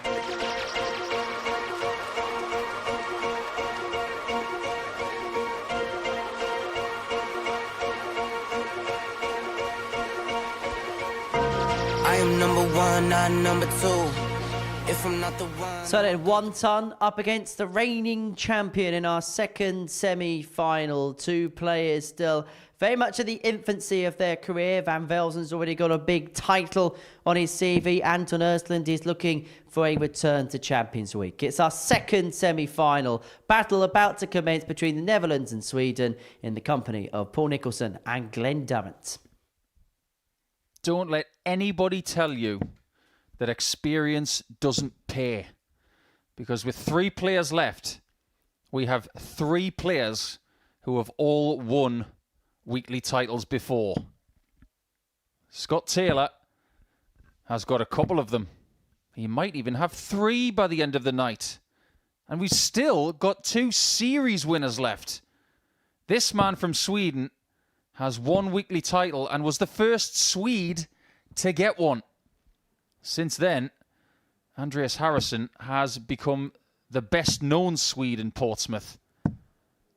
But if the Swede was to make the final and to play Scott Taylor, he might have something to say about that. Fascinating stuff ahead in the next 2 matches. Someone has to join ST in the final. But who will it be?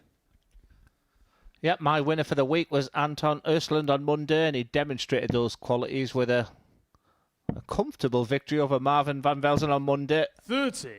But on Tuesday, Marvin said, hold my court, because he banged in 100.92 average.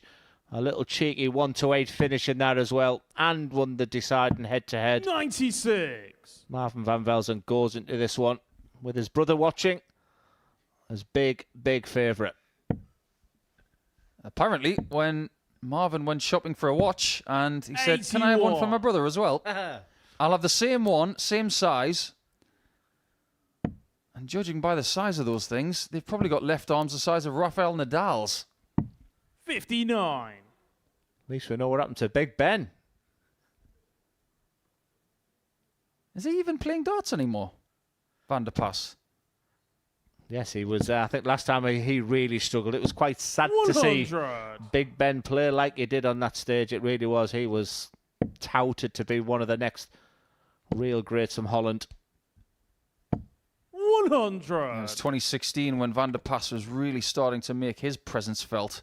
But 8 years later, it's Marvin van Velzen who becomes the first Dutch player to get a series title here.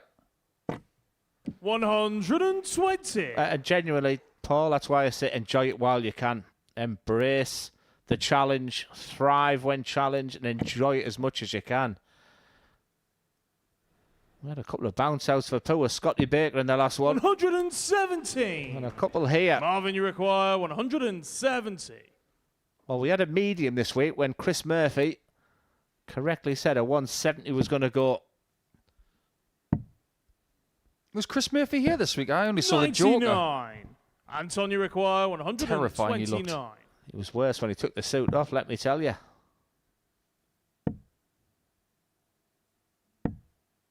$41. Oh, this is for first Marvin, blood. you require 71. Not a majestic start, but a chance to get the ideal beginning by taking the first leg. Game shot on the first And we leg. are going to hear some Marvin volume van over the Velzen. next match in a bit. If Marvin's got anything to do with it, it's time to empty the tank. Second leg. After It's Anton playing to throw first. 23 games Game prior on. to tonight this week, when it comes to game 26, he's ready to go nuclear.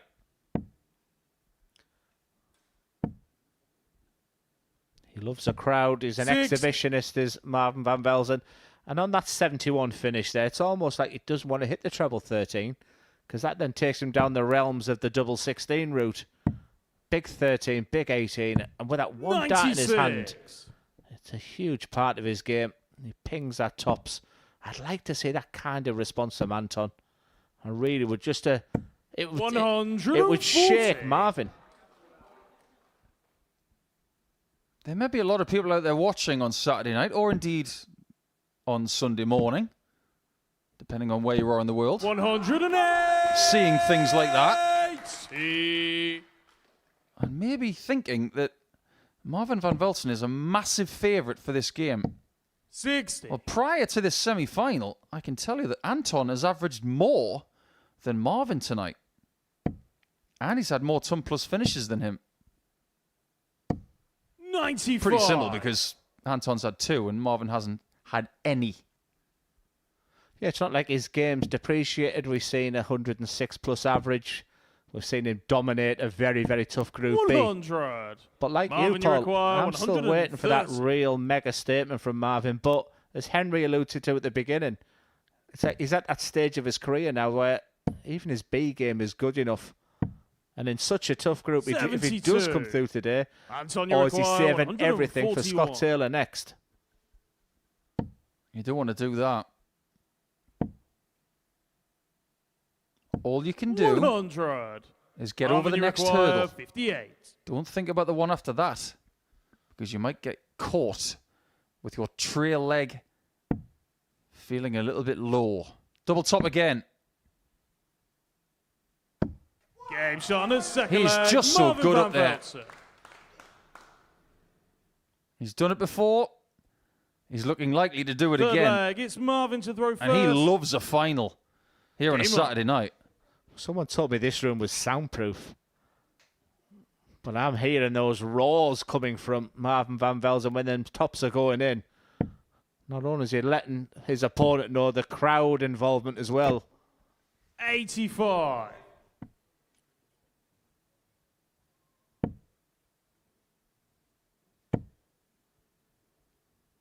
That expression of the Swede has changed. It's been very relaxed this week, but there was a little bit more ferocity in that expression. Even the raise of the hand as well. That's what I want to say. When someone's screaming and shouting, I can only associate the times when we've 78. played Gerwin Price that you almost want to do it back, but then you're playing into the hands of your opponent because they want you to see you get that emotion into your game. Good moments for the Swede all of a sudden. 100. If you were going to give Anton a pep talk, you'd say that Sweden have had a pretty good day when it comes to sport. Emil Kraft, Alexander Isak, Andreas Harrison. He wants to join that club of people who have had a very successful day. If he's going to get through Marvin van Velzen, he's going to have to dig deep. And he cannot afford to have darts on the floor. 65. That's an awful lot of bounce outs tonight. Saying he has that rhythmical throw when it comes out the hands right. But just when you need the most, when you're playing Marvin van Velzen, 134. he'll strike hard. 156.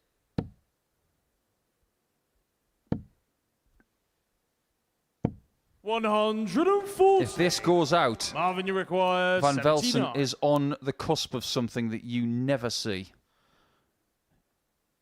If it is a big first 19, and he does hit tops, close your ears is what I recommend. Difficult shot from the angle. 39. Anton Östlund might be Anton, you about to require inflict 16. the first leg defeat on Marvin tonight.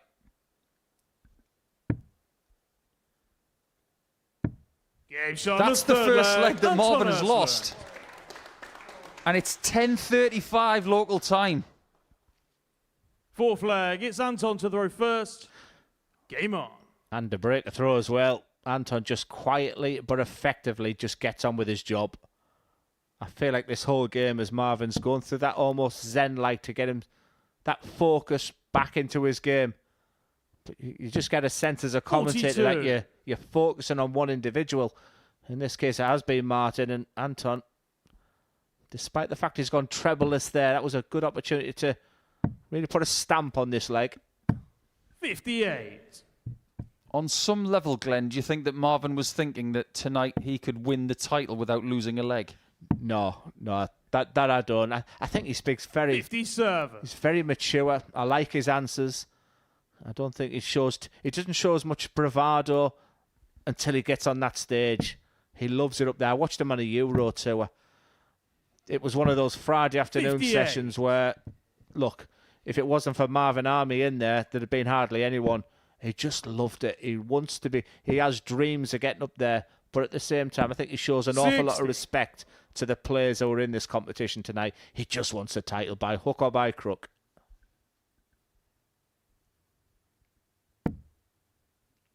Two players that have graced the European Tour in the last 12 months. 96. Anton made his debut in Hungary last year and played exceptionally well. Marvin made his debut in Rosmarlen. 45. Yes, I'll have to find how to get to Rosmar. I think I'm there a couple of times myself next year, Paul. Planes, trains and automobiles. The life of a dart player. If you're successful, you have to get used to it. Very good. 134. Very good. Yeah, he's got the qualities, he's got the skill set to get himself through Q school, but it's not a given.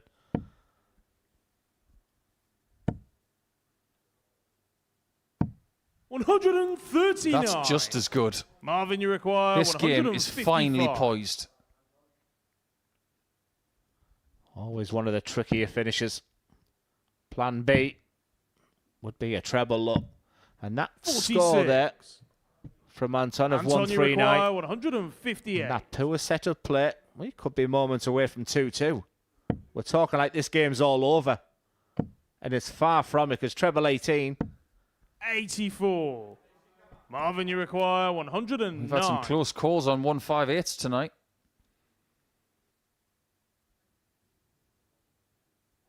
Plan A here.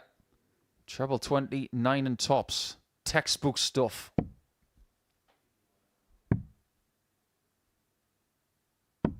Game shot on the 4 flag. Marvin van Velsen. Well, that's exactly what he wanted. And there's the gumption from the Fifth Seoul flag, it's Series Marvin winner to from the go Netherlands. first. And Anton now is Game in on. huge trouble. Textbook commentary as well. Treble 20, big 9, tops. And he delivered. One away from, you have to say, Paul, a real dream final this week. Van Velzen v Taylor. 95. That will be a belter. I would go so far as to say it might be the best 140. weekly final we've ever had, considering what they've achieved. Well, of course, they've played each other 5 times this week already. But let's just not write off the Super Swede just yet. 84. Oh, we can't do that tonight. Remember earlier tonight when Anton was 3-0 up on Scott Taylor? And then Scott wins the next 4 legs. 83. Tonight has been more twisty than Medusa's hair. Twists and turns wherever you look. 140. It's like Mario Kart on steroids.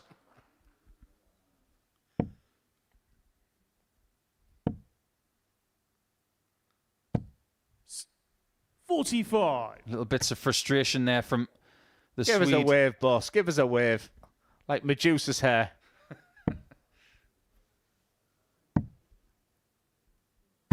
That's really good. 134. And a match opportunity, it will present itself. And if he doesn't go for a single 8 here, I will be flabbergasted, because double top has been so good to him 41. all Marvin, night you long. require 48. Yes, it certainly has.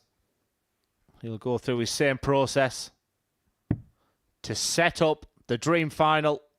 And it's Game Marvin shot. van And the Velzen match, versus Marvin Scott van Taylor. Velzen. What a final that will be. And just look at the response there from Anton Usland. He saved his qualification right to the last minute. And for slight moments of tonight, he was looking like the player to beat. But Marvin van Velzen is our reigning champion. He's that for a reason. There's that big smile. That stage means so much to him. The Marvin Army might get him over the winning line. Round about the 90 average throw, telling you how solid it was. The bellows as he hit those double tops, the 109, treble 20, big 9 tops, and that dream final will be after this break. It's going to be Marvin van Velzen v Scott Taylor.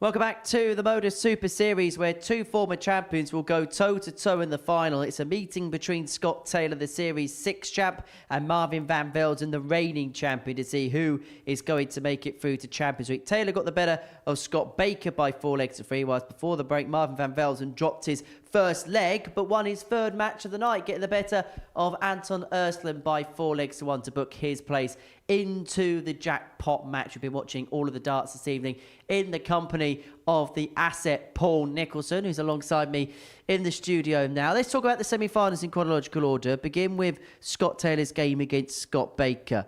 Taylor looked as if he was racing away with it, went 3-1 to the good, missed an opportunity to win it 4-1. Scott came back into it, went all the way to a last leg decider where Mr. Taylor was the one who held his nerve.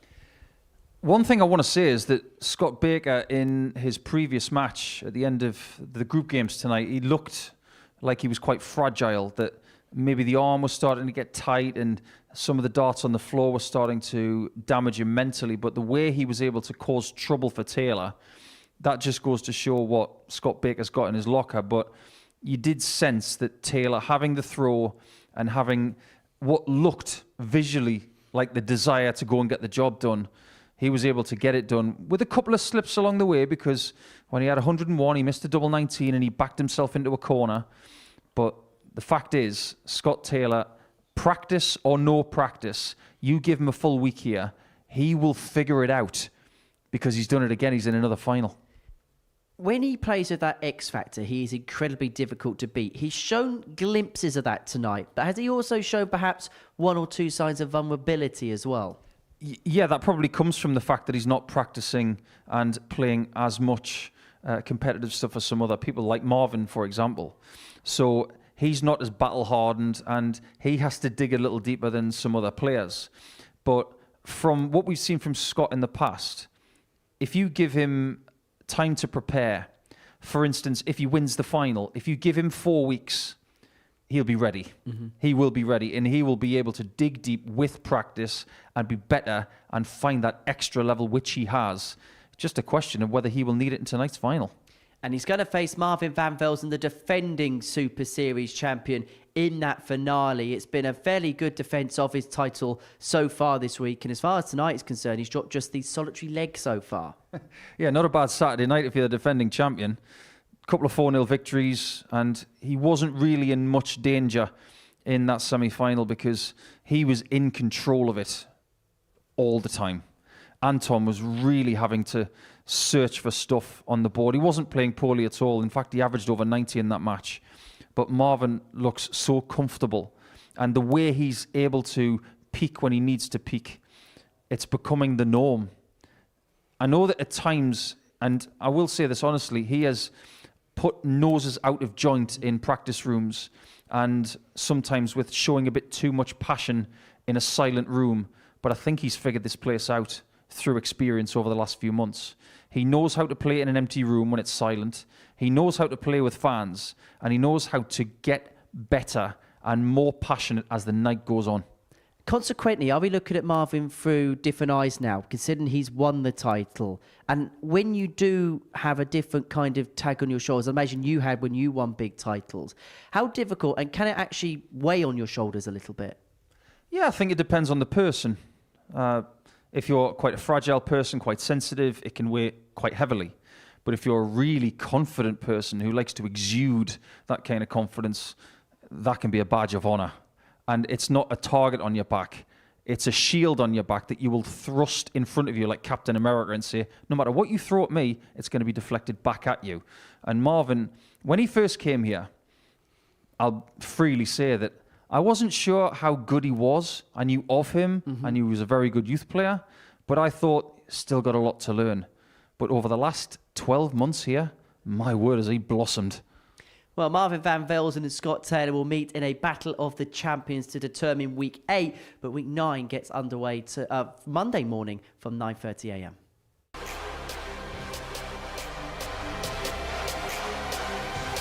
This is an opportunity for Walker to get He could get the back. fish. Bullseye! Really Oh, there you go. Jensen Really finds the tin. button himself.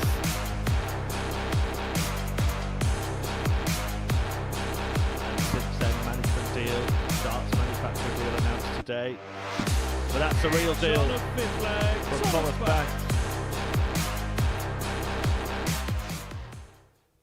So these are players that will be taking part in Series 9, Week 9. A mixture of youth and experience going toe-to-toe. Group A sees the return of the spellbinding Alex Spellman. Andy Bolton is looking for a third weekly title. Brian McMahon looking for his first. Group B, Thomas Banks looking for back-to-back Champions Week appearances, whilst the 18-year-old sensation Jensen Walker is in Group C. You look at a week and you look at an eclectic mix of players in terms of nationalities, in terms of the way they play the game, in terms of age. You can go through every single demographic possible.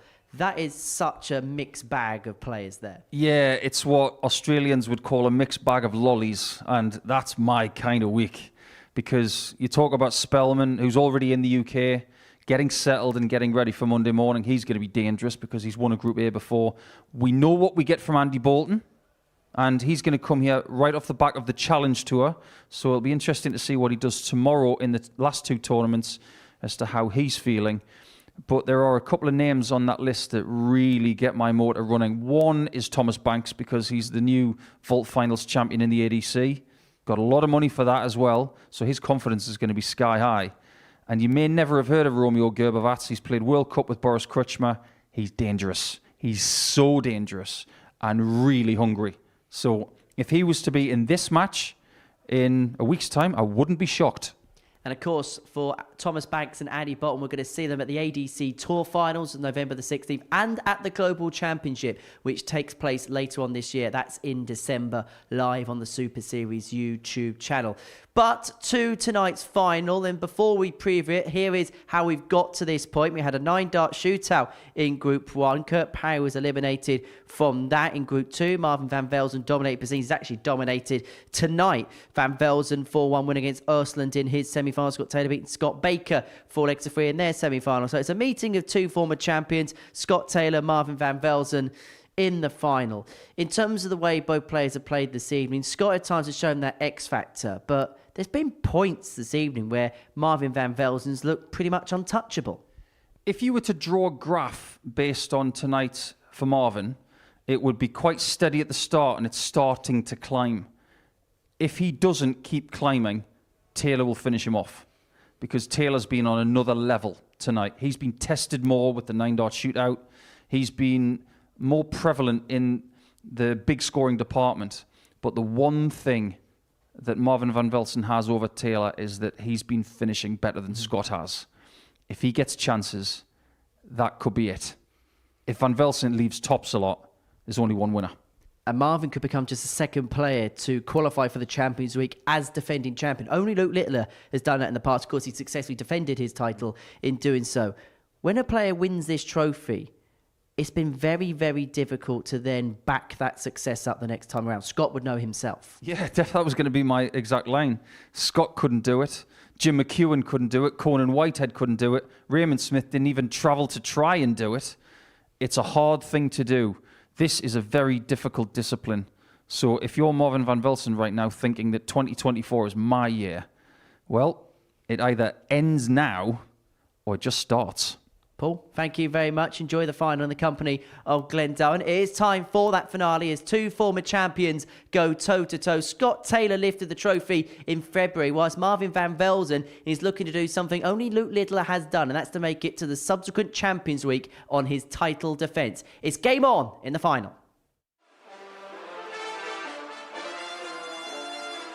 Just lay it up and bang. Scott Taylor is our first finalist.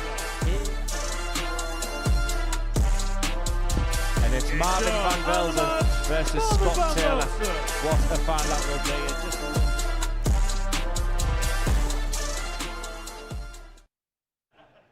be. Ladies and gentlemen, it is time now for the Modus Super Series Week 8 final here from the Modus Live Lounge in Portsmouth. Would you please welcome to the stage our players, Scott Taylor and Marvin van Velzen.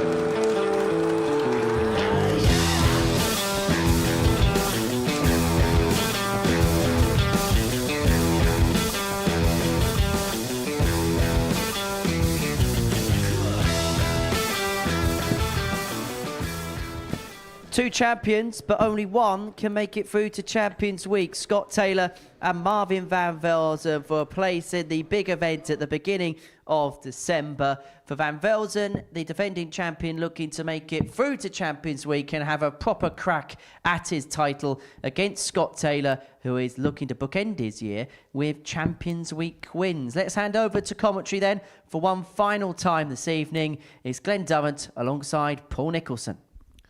Thank you, Henry, and what a night it's been. And isn't it great to see two returning series winners in this final?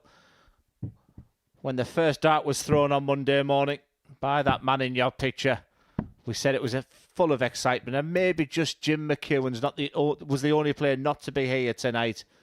But we've been treated to some unbelievable darts. Drama with a 9-dart shootout, but right in the mix of it there, a lot of the quality has been coming from Scott Taylor. A man who hasn't practiced for 6 weeks, hasn't picked up his darts. Thank you, ladies and gentlemen. First leg, it's Marvin to throw first. Game on. There's the trophy they're playing for. And it was Marvin that won the bullseye. In the back room, he has the advantage. Are we about to see that blistering performance that the Dutchman has promised us? Paul Nicholson, how do you read this one? 68. Yeah, it's a difficult one to call, isn't it? But you better get used to more matches like this over the course of the next couple of years. Seeing series finalists and winners in weekly finals yet again, because experience does pay. If Marvin gets chances, based on what we've seen tonight, 60. He will win. Because going into the semi-finals, he was 53% on doubles, and he was better than that in the semis, hitting 4 out of 6. 58. Scott's job is purely to keep Marvin from the finishing zone as much as he can. He was the star of the show at the beginning of the week, but a term we've used an awful lot. It's not how you start. 60. It's how you finish. And there's Anton Östlund as well, who has to be happy with his semi-final run. And round about this time last night, 100. these two come on to the in a Group P campaign where they'd played each other 4 times already, 2-2. And it was finishes of 136 and 108 from Scott Taylor. That was the deciding factor. 59. You could tell in that game the importance of Marvin van Velzen wanting to go unbeaten in that Group B campaign.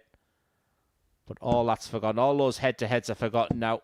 121. It's just right on the day. Both deep in focus, concentrating. And that trophy just over their shoulder. 100. At the conclusion of this game, we'll be 111. 2/3 of the way through Marvin, you require this series. 154. 4 players to find, with 8 already there. Double top again. 140. On the combination, he can't find Scott, it. you require So 1 51. bullet dodged for Taylor. I thought he was going to do what Taylor's Edge been on the doing to first leg, everybody Scott else Taylor. this week. A slight missed opportunity there for Marvin van Velzen, which Second on a leg, it's Scott 1-5-4 to throw finish has maybe first. been a little bit cruel. Game on. But just see the response there from Taylor, that look, that grimace to the dartboard. And sometimes, Paul, we look at stats and come up with our 43. own conclusions. But it's great when we get information from friends, and it's great to hear from Joe Mernon, who he believes Scott Taylor is the best amateur player in the world. And that finish of 19, 17 double one, that was done on 59. purpose. Interesting. I tell you what is a really good sign every week. If you play someone 6 times, 60. that means you're minimum in Saturday night. If you play them 7 times, you're both in the final. But this is meeting number 6. 140. And by far the most important meeting. And the biggest game that we have at the Super Series all week. 60. I think someone once said to me, the bookies never get it wrong. And on Monday morning, favourite, Scott Taylor. Second favourite, Marvin van Velzen. 58. Say no more.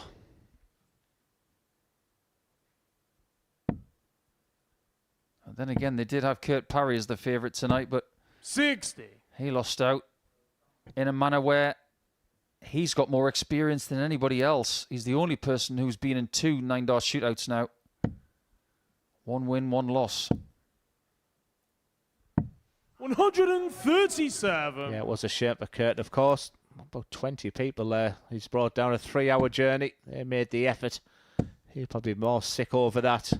140. Good setup play Marvin, from you both. require 107. It was a breaker throw in the first leg for Scott Taylor. But Marvin van Velzen has a good chance to level up proceedings. On tops. 87. He's missed it twice. Scott, you require 138. Can Taylor get to double 12? That question is answered. 100. And Scott Marvin, Taylor went you that require 138 there. Were you 20. thinking what I was thinking? He did have options. Could have gone to the 19s or even the 17s. Game shot on the second leg. Marvin van Velzen. But Marvin doesn't melt under the pressure of Scott leaving a double. Third leg. It's Marvin to throw It's now first. best of 5 legs to see who gets that tonight. Game on. I don't think Scott will appreciate that screaming and shouting, which we haven't seen from Marvin this week, of course. Yeah, Scott's someone who doesn't celebrate a great deal. Even when he beat Tom Sykes in the series final in Series 6, he was quite 57. muted. And if there's one person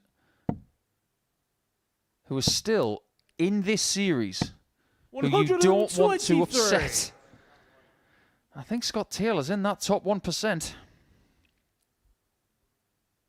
But we've also learned that Marvin really doesn't care. 100.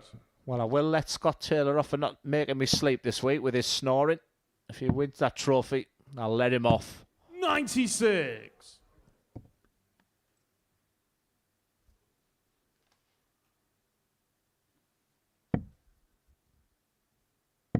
We've already got 5 countries through to Champions Week 28. at the start of December. England have 3 players already there. Andy Hamilton, Tom Sykes and Paul Hogan. 140. The other nations only have 1 participant. And the Netherlands is not one of those countries. So the first Dutch player to win a series, 140. he could be the first Dutch player Scott, you into require this Champions Week 142. at the end of 2024. However, there's nothing he can do about this. 102. We're about to end this third leg, and it could be ending with 3 breaks of throws. Not something I anticipated.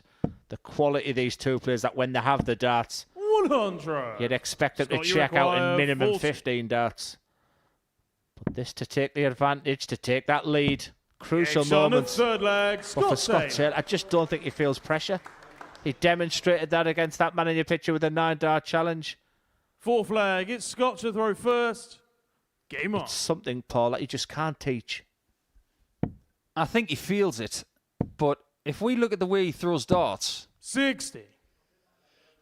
he either bats it away or he eats it. He feels stronger than pressure. 100. That's my read. Well, it's going to take another breaker throw for Marvin van Velzen to win this match.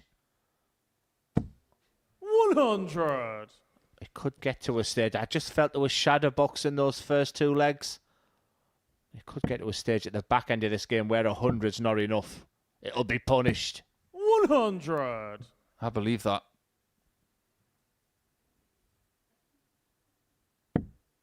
Earlier in the semi-final, we did see a big 180 from Taylor at the right time. 108. And we saw one in the 9-dart shootout as well. And just like that, we get another. Well, it was great to see you walk in tonight, Paul. And I asked you who you think would win tonight. 41. Without hesitation, Scott, you said require Scott Taylor. He's 161. got all the attributes. He's got the skills. We know that. But it's just that something that is just 65. that X factor. when you won a 96 when your opponent's on a finish. X Factor is here next week, and Scott Taylor has beaten X Factor in a weekly final before with a display of nearly 110. 100. Scott, you require 96. Well, he'll think he's got 6 darts from here. May need the 6 now after that first ever. It's double 18. 78. Marvin, you require 160. A bit of magic from Marvin. That's what I've waited for the first thing on Monday morning. Is this the moment? It's on. Unbelievable. That's what champions do. Flag, Marvin van Velzen. Where do we even start to describe that? Game on. That is by far the best finish of the week. Stunning. Against the player, Paul, who's probably had 6 of the top 7 going into that. A little bit of magic. 42. You only hit shots like that when you're in the best form that you could possibly be in. 100. When you're searching for something in your career, you just don't hit things like that in moments like that. That was rubber stamping what Marvin can do right now. And this is not gamesmanship. There's a lot of people watching this match. It's a strategy. It's something that Marvin does often after a bad score or after opponents had a big score. It's what we call the reset mechanism. It just won't throw that dart until he's ready again. Taylor's not bothered. 140. I swear the next time I need a tree chopping down, I'm going to ask Scott Taylor to throw darts at it because he throws them that hard. 100. Seriously, violent is his throw. But it works. He's in position again. But he's on watch now, Glenn, because after that 160, he probably thinks, I might even have to hit the 140. I have this geeky fascination with darts throws now. And I've saw the worst of Scott Taylor this week. Scott, you require 140. But right now, he's on point. Interesting. Just look what Marvin's on there. Treble still makes him a big favourite. I tell you what, Marvin, this leg's still in the balance. 170. 80's a real 50-50 chance. We've seen the 160.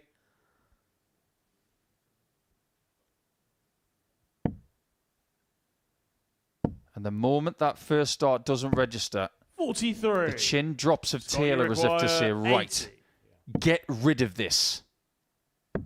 And that's exactly what he does. Scott Taylor.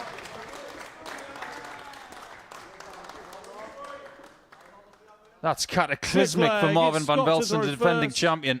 Game on.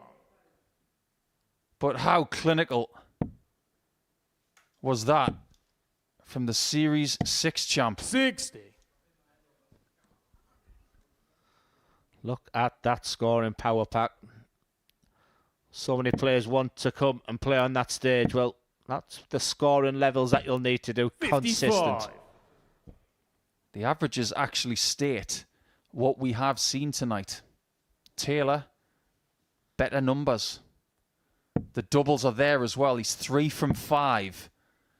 Marvin 58. has been chasing Taylor this entire final.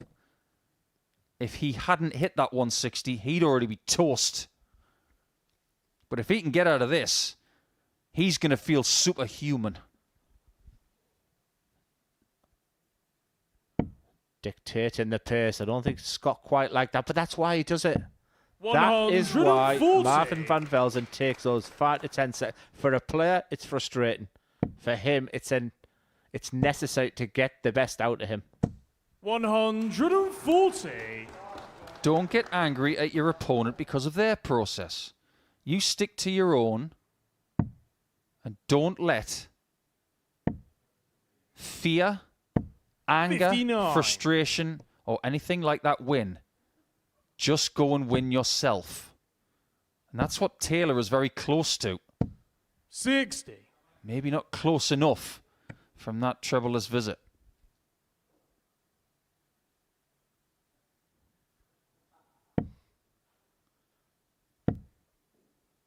was about to say he looked a little nervous, but that's the 83. person who Scott just keeps looking over to, chatting to. Just look at what Marvin did on the fly there. His counting was perfect. Even when he made a mistake, he still had his wits Marvin, about you him require to do the right thing 164. to give himself this chance of taking us all the way. 5 legs of darts, 5 breaks a throw. And Scott Taylor had this at his mercy and he scored 60 and 45. 124. Listen to the Scott, you roar of require that setup. 138. 81. If Marvin hits this, Marvin, you require we go the 40. distance.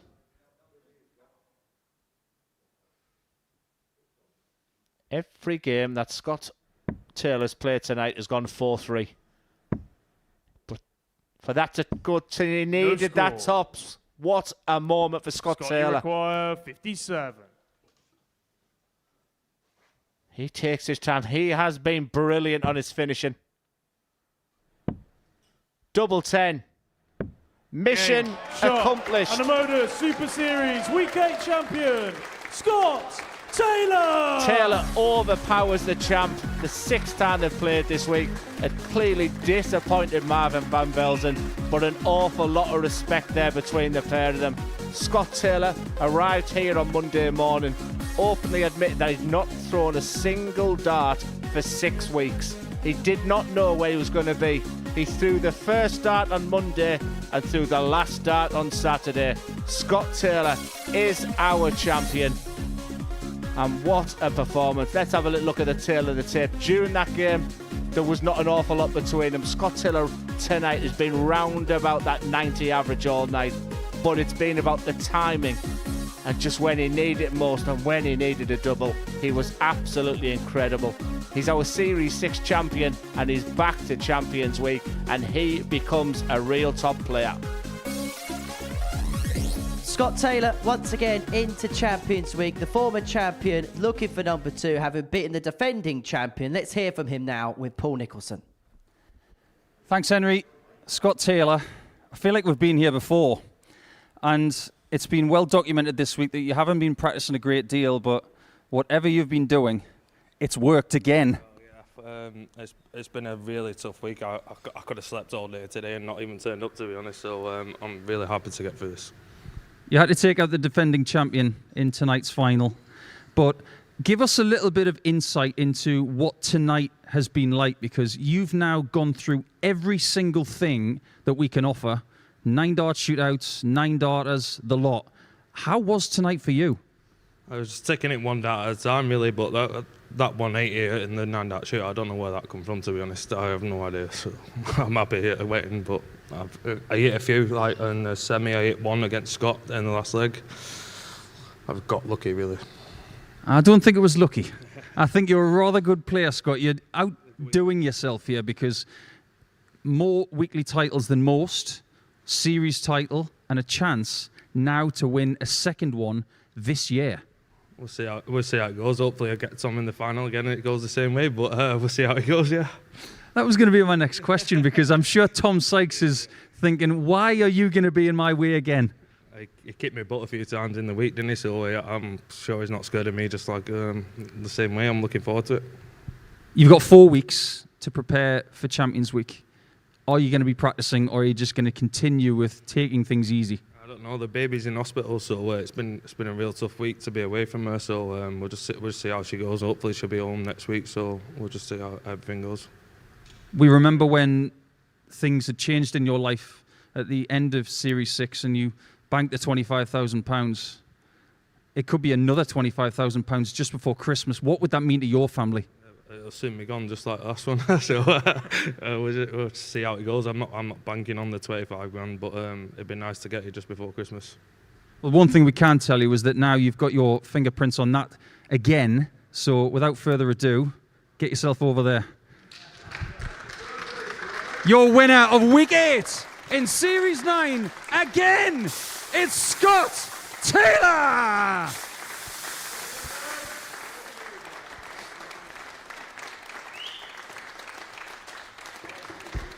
He's getting used to this. He's one of the great champions in this building, Scott Taylor. The former champion returns to Champions Week for a third time. He has beaten the defending champion, Marvin van Velzen. His reign as the Super Series champion has come to an end. And perhaps in typically Scott Taylor fashion, he's taken the trophy and he's headed straight back into the practice room. Glenn Darwin is alongside me here in the studio. He's such a business-like operator, isn't he, Scott Taylor?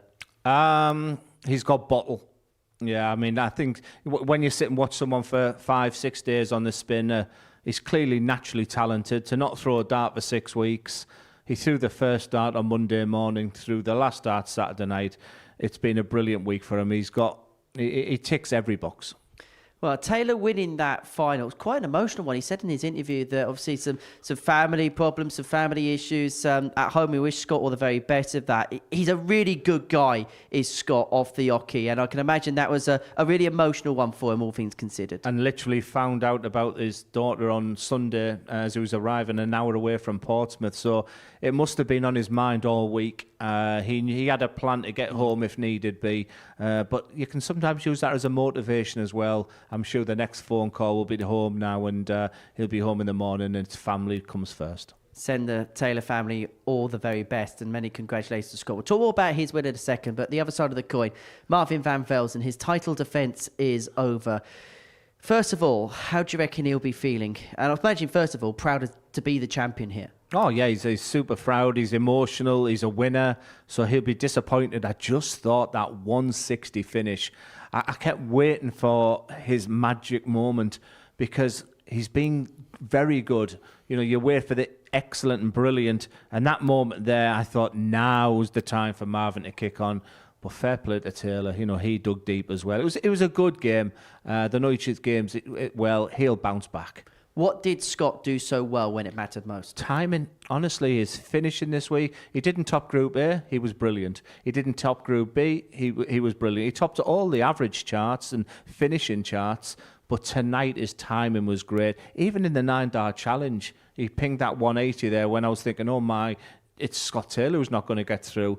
It's something that you can't really teach. I mean, this was the moment there. Just look at that. Under that pressure, that's what special people do. Listen, in 2018, that man lost to Michael van Gerwen in the final of a Players' Championships. Maybe his career hasn't gone like many thought it would be, but I tell you what, he's an unbelievable player, and he now becomes a major force in Champions Week. Has he found his feet, and has he found his place here at the Super Series? Process and procedure. That's what I would say. When you come on debut, it's difficult. When I was on that stage, I was like, this is horrendous. The next night, I thought, I'm going to go do this differently. I'm going to eat at this certain time. He just knows when he walks through that doors, he likes that stage.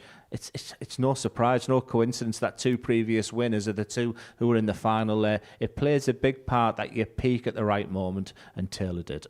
We speak about so many great players in this building. Scott Taylor's going to join a illustrious list of names of players that made it through to 3 or more Champions Week. He's won a week before. We'll talk about Scott in just a second. These are the other 7 players that have made it through. We've got the couple of Scandinavians in Darius and Andreas, Andy Hamilton, Kai Gotthardt, Paul Hogan, Tom Sykes. We've actually got 2 champions in a Champions Week. That's never happened before at the Super Series.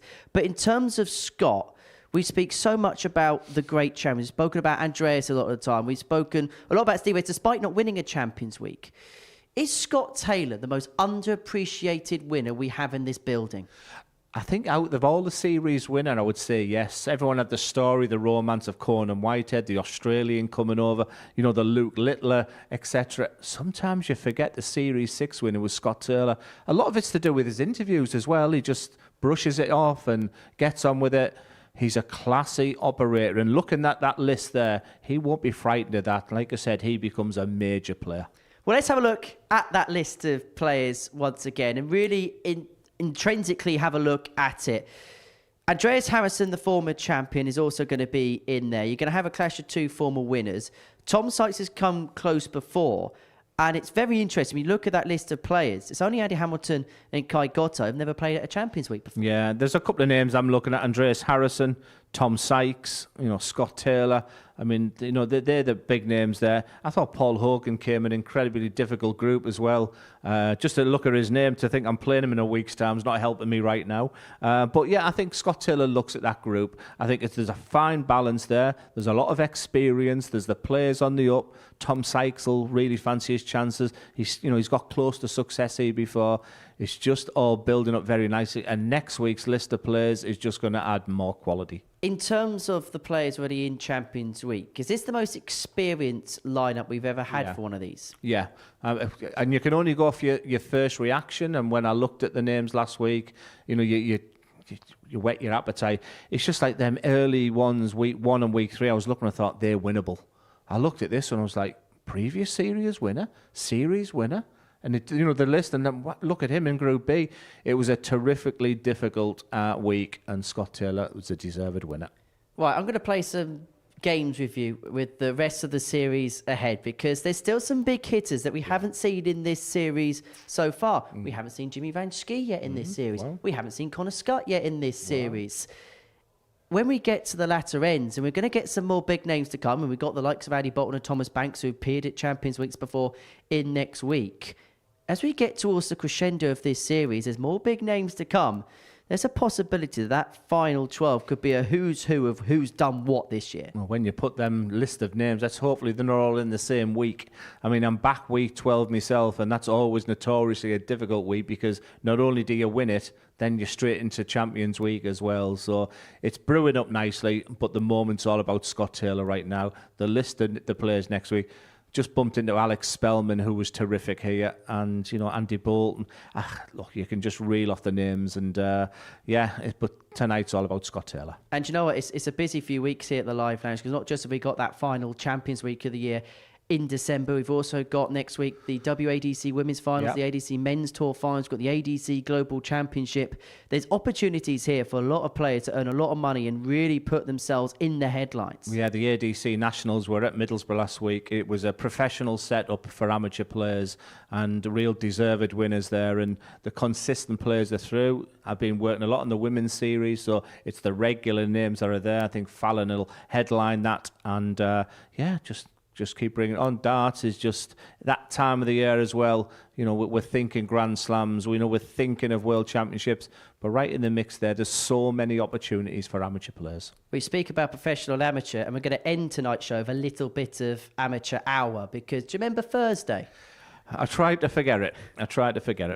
Well, the bad news is our producer has told us that we've got to finish tonight's programme with a VT feature about Halloween. We said that we never wanted to see this again. God help us, we're going to have to see it again. If it makes you disappear, I'm a happy man.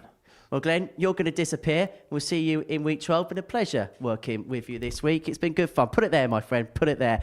And we shall see you on Monday morning from 9:30 a.m. to see how week 9 goes. But God help whatever dignity we had left, because we're going to finish tonight with a look at what happened during Halloween. Bye.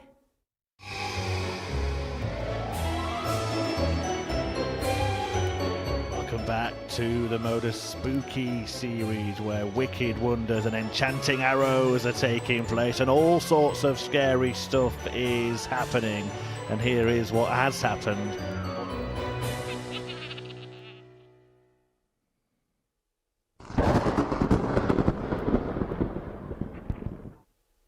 Hubble bubble, toil and trouble, who can hit the winning double? Where darts fly fast and spirits flow, players face their fears with every throw. In a setting that feels so very eerie, this is the Modus Spooky series. Wow! I've heard it on the grapevine that he's going to be dressed as a mummy. No, you've misread the brief. He's going to be dressed by his mummy. The man who's going to be playing in Champions Week, Andreas Harrison, is here alongside us. Andreas, great to... Oh, it's Glenn Durham. Hi, Glenn. Hi, Ron. Nice to see you on this Halloween. Oh, 20.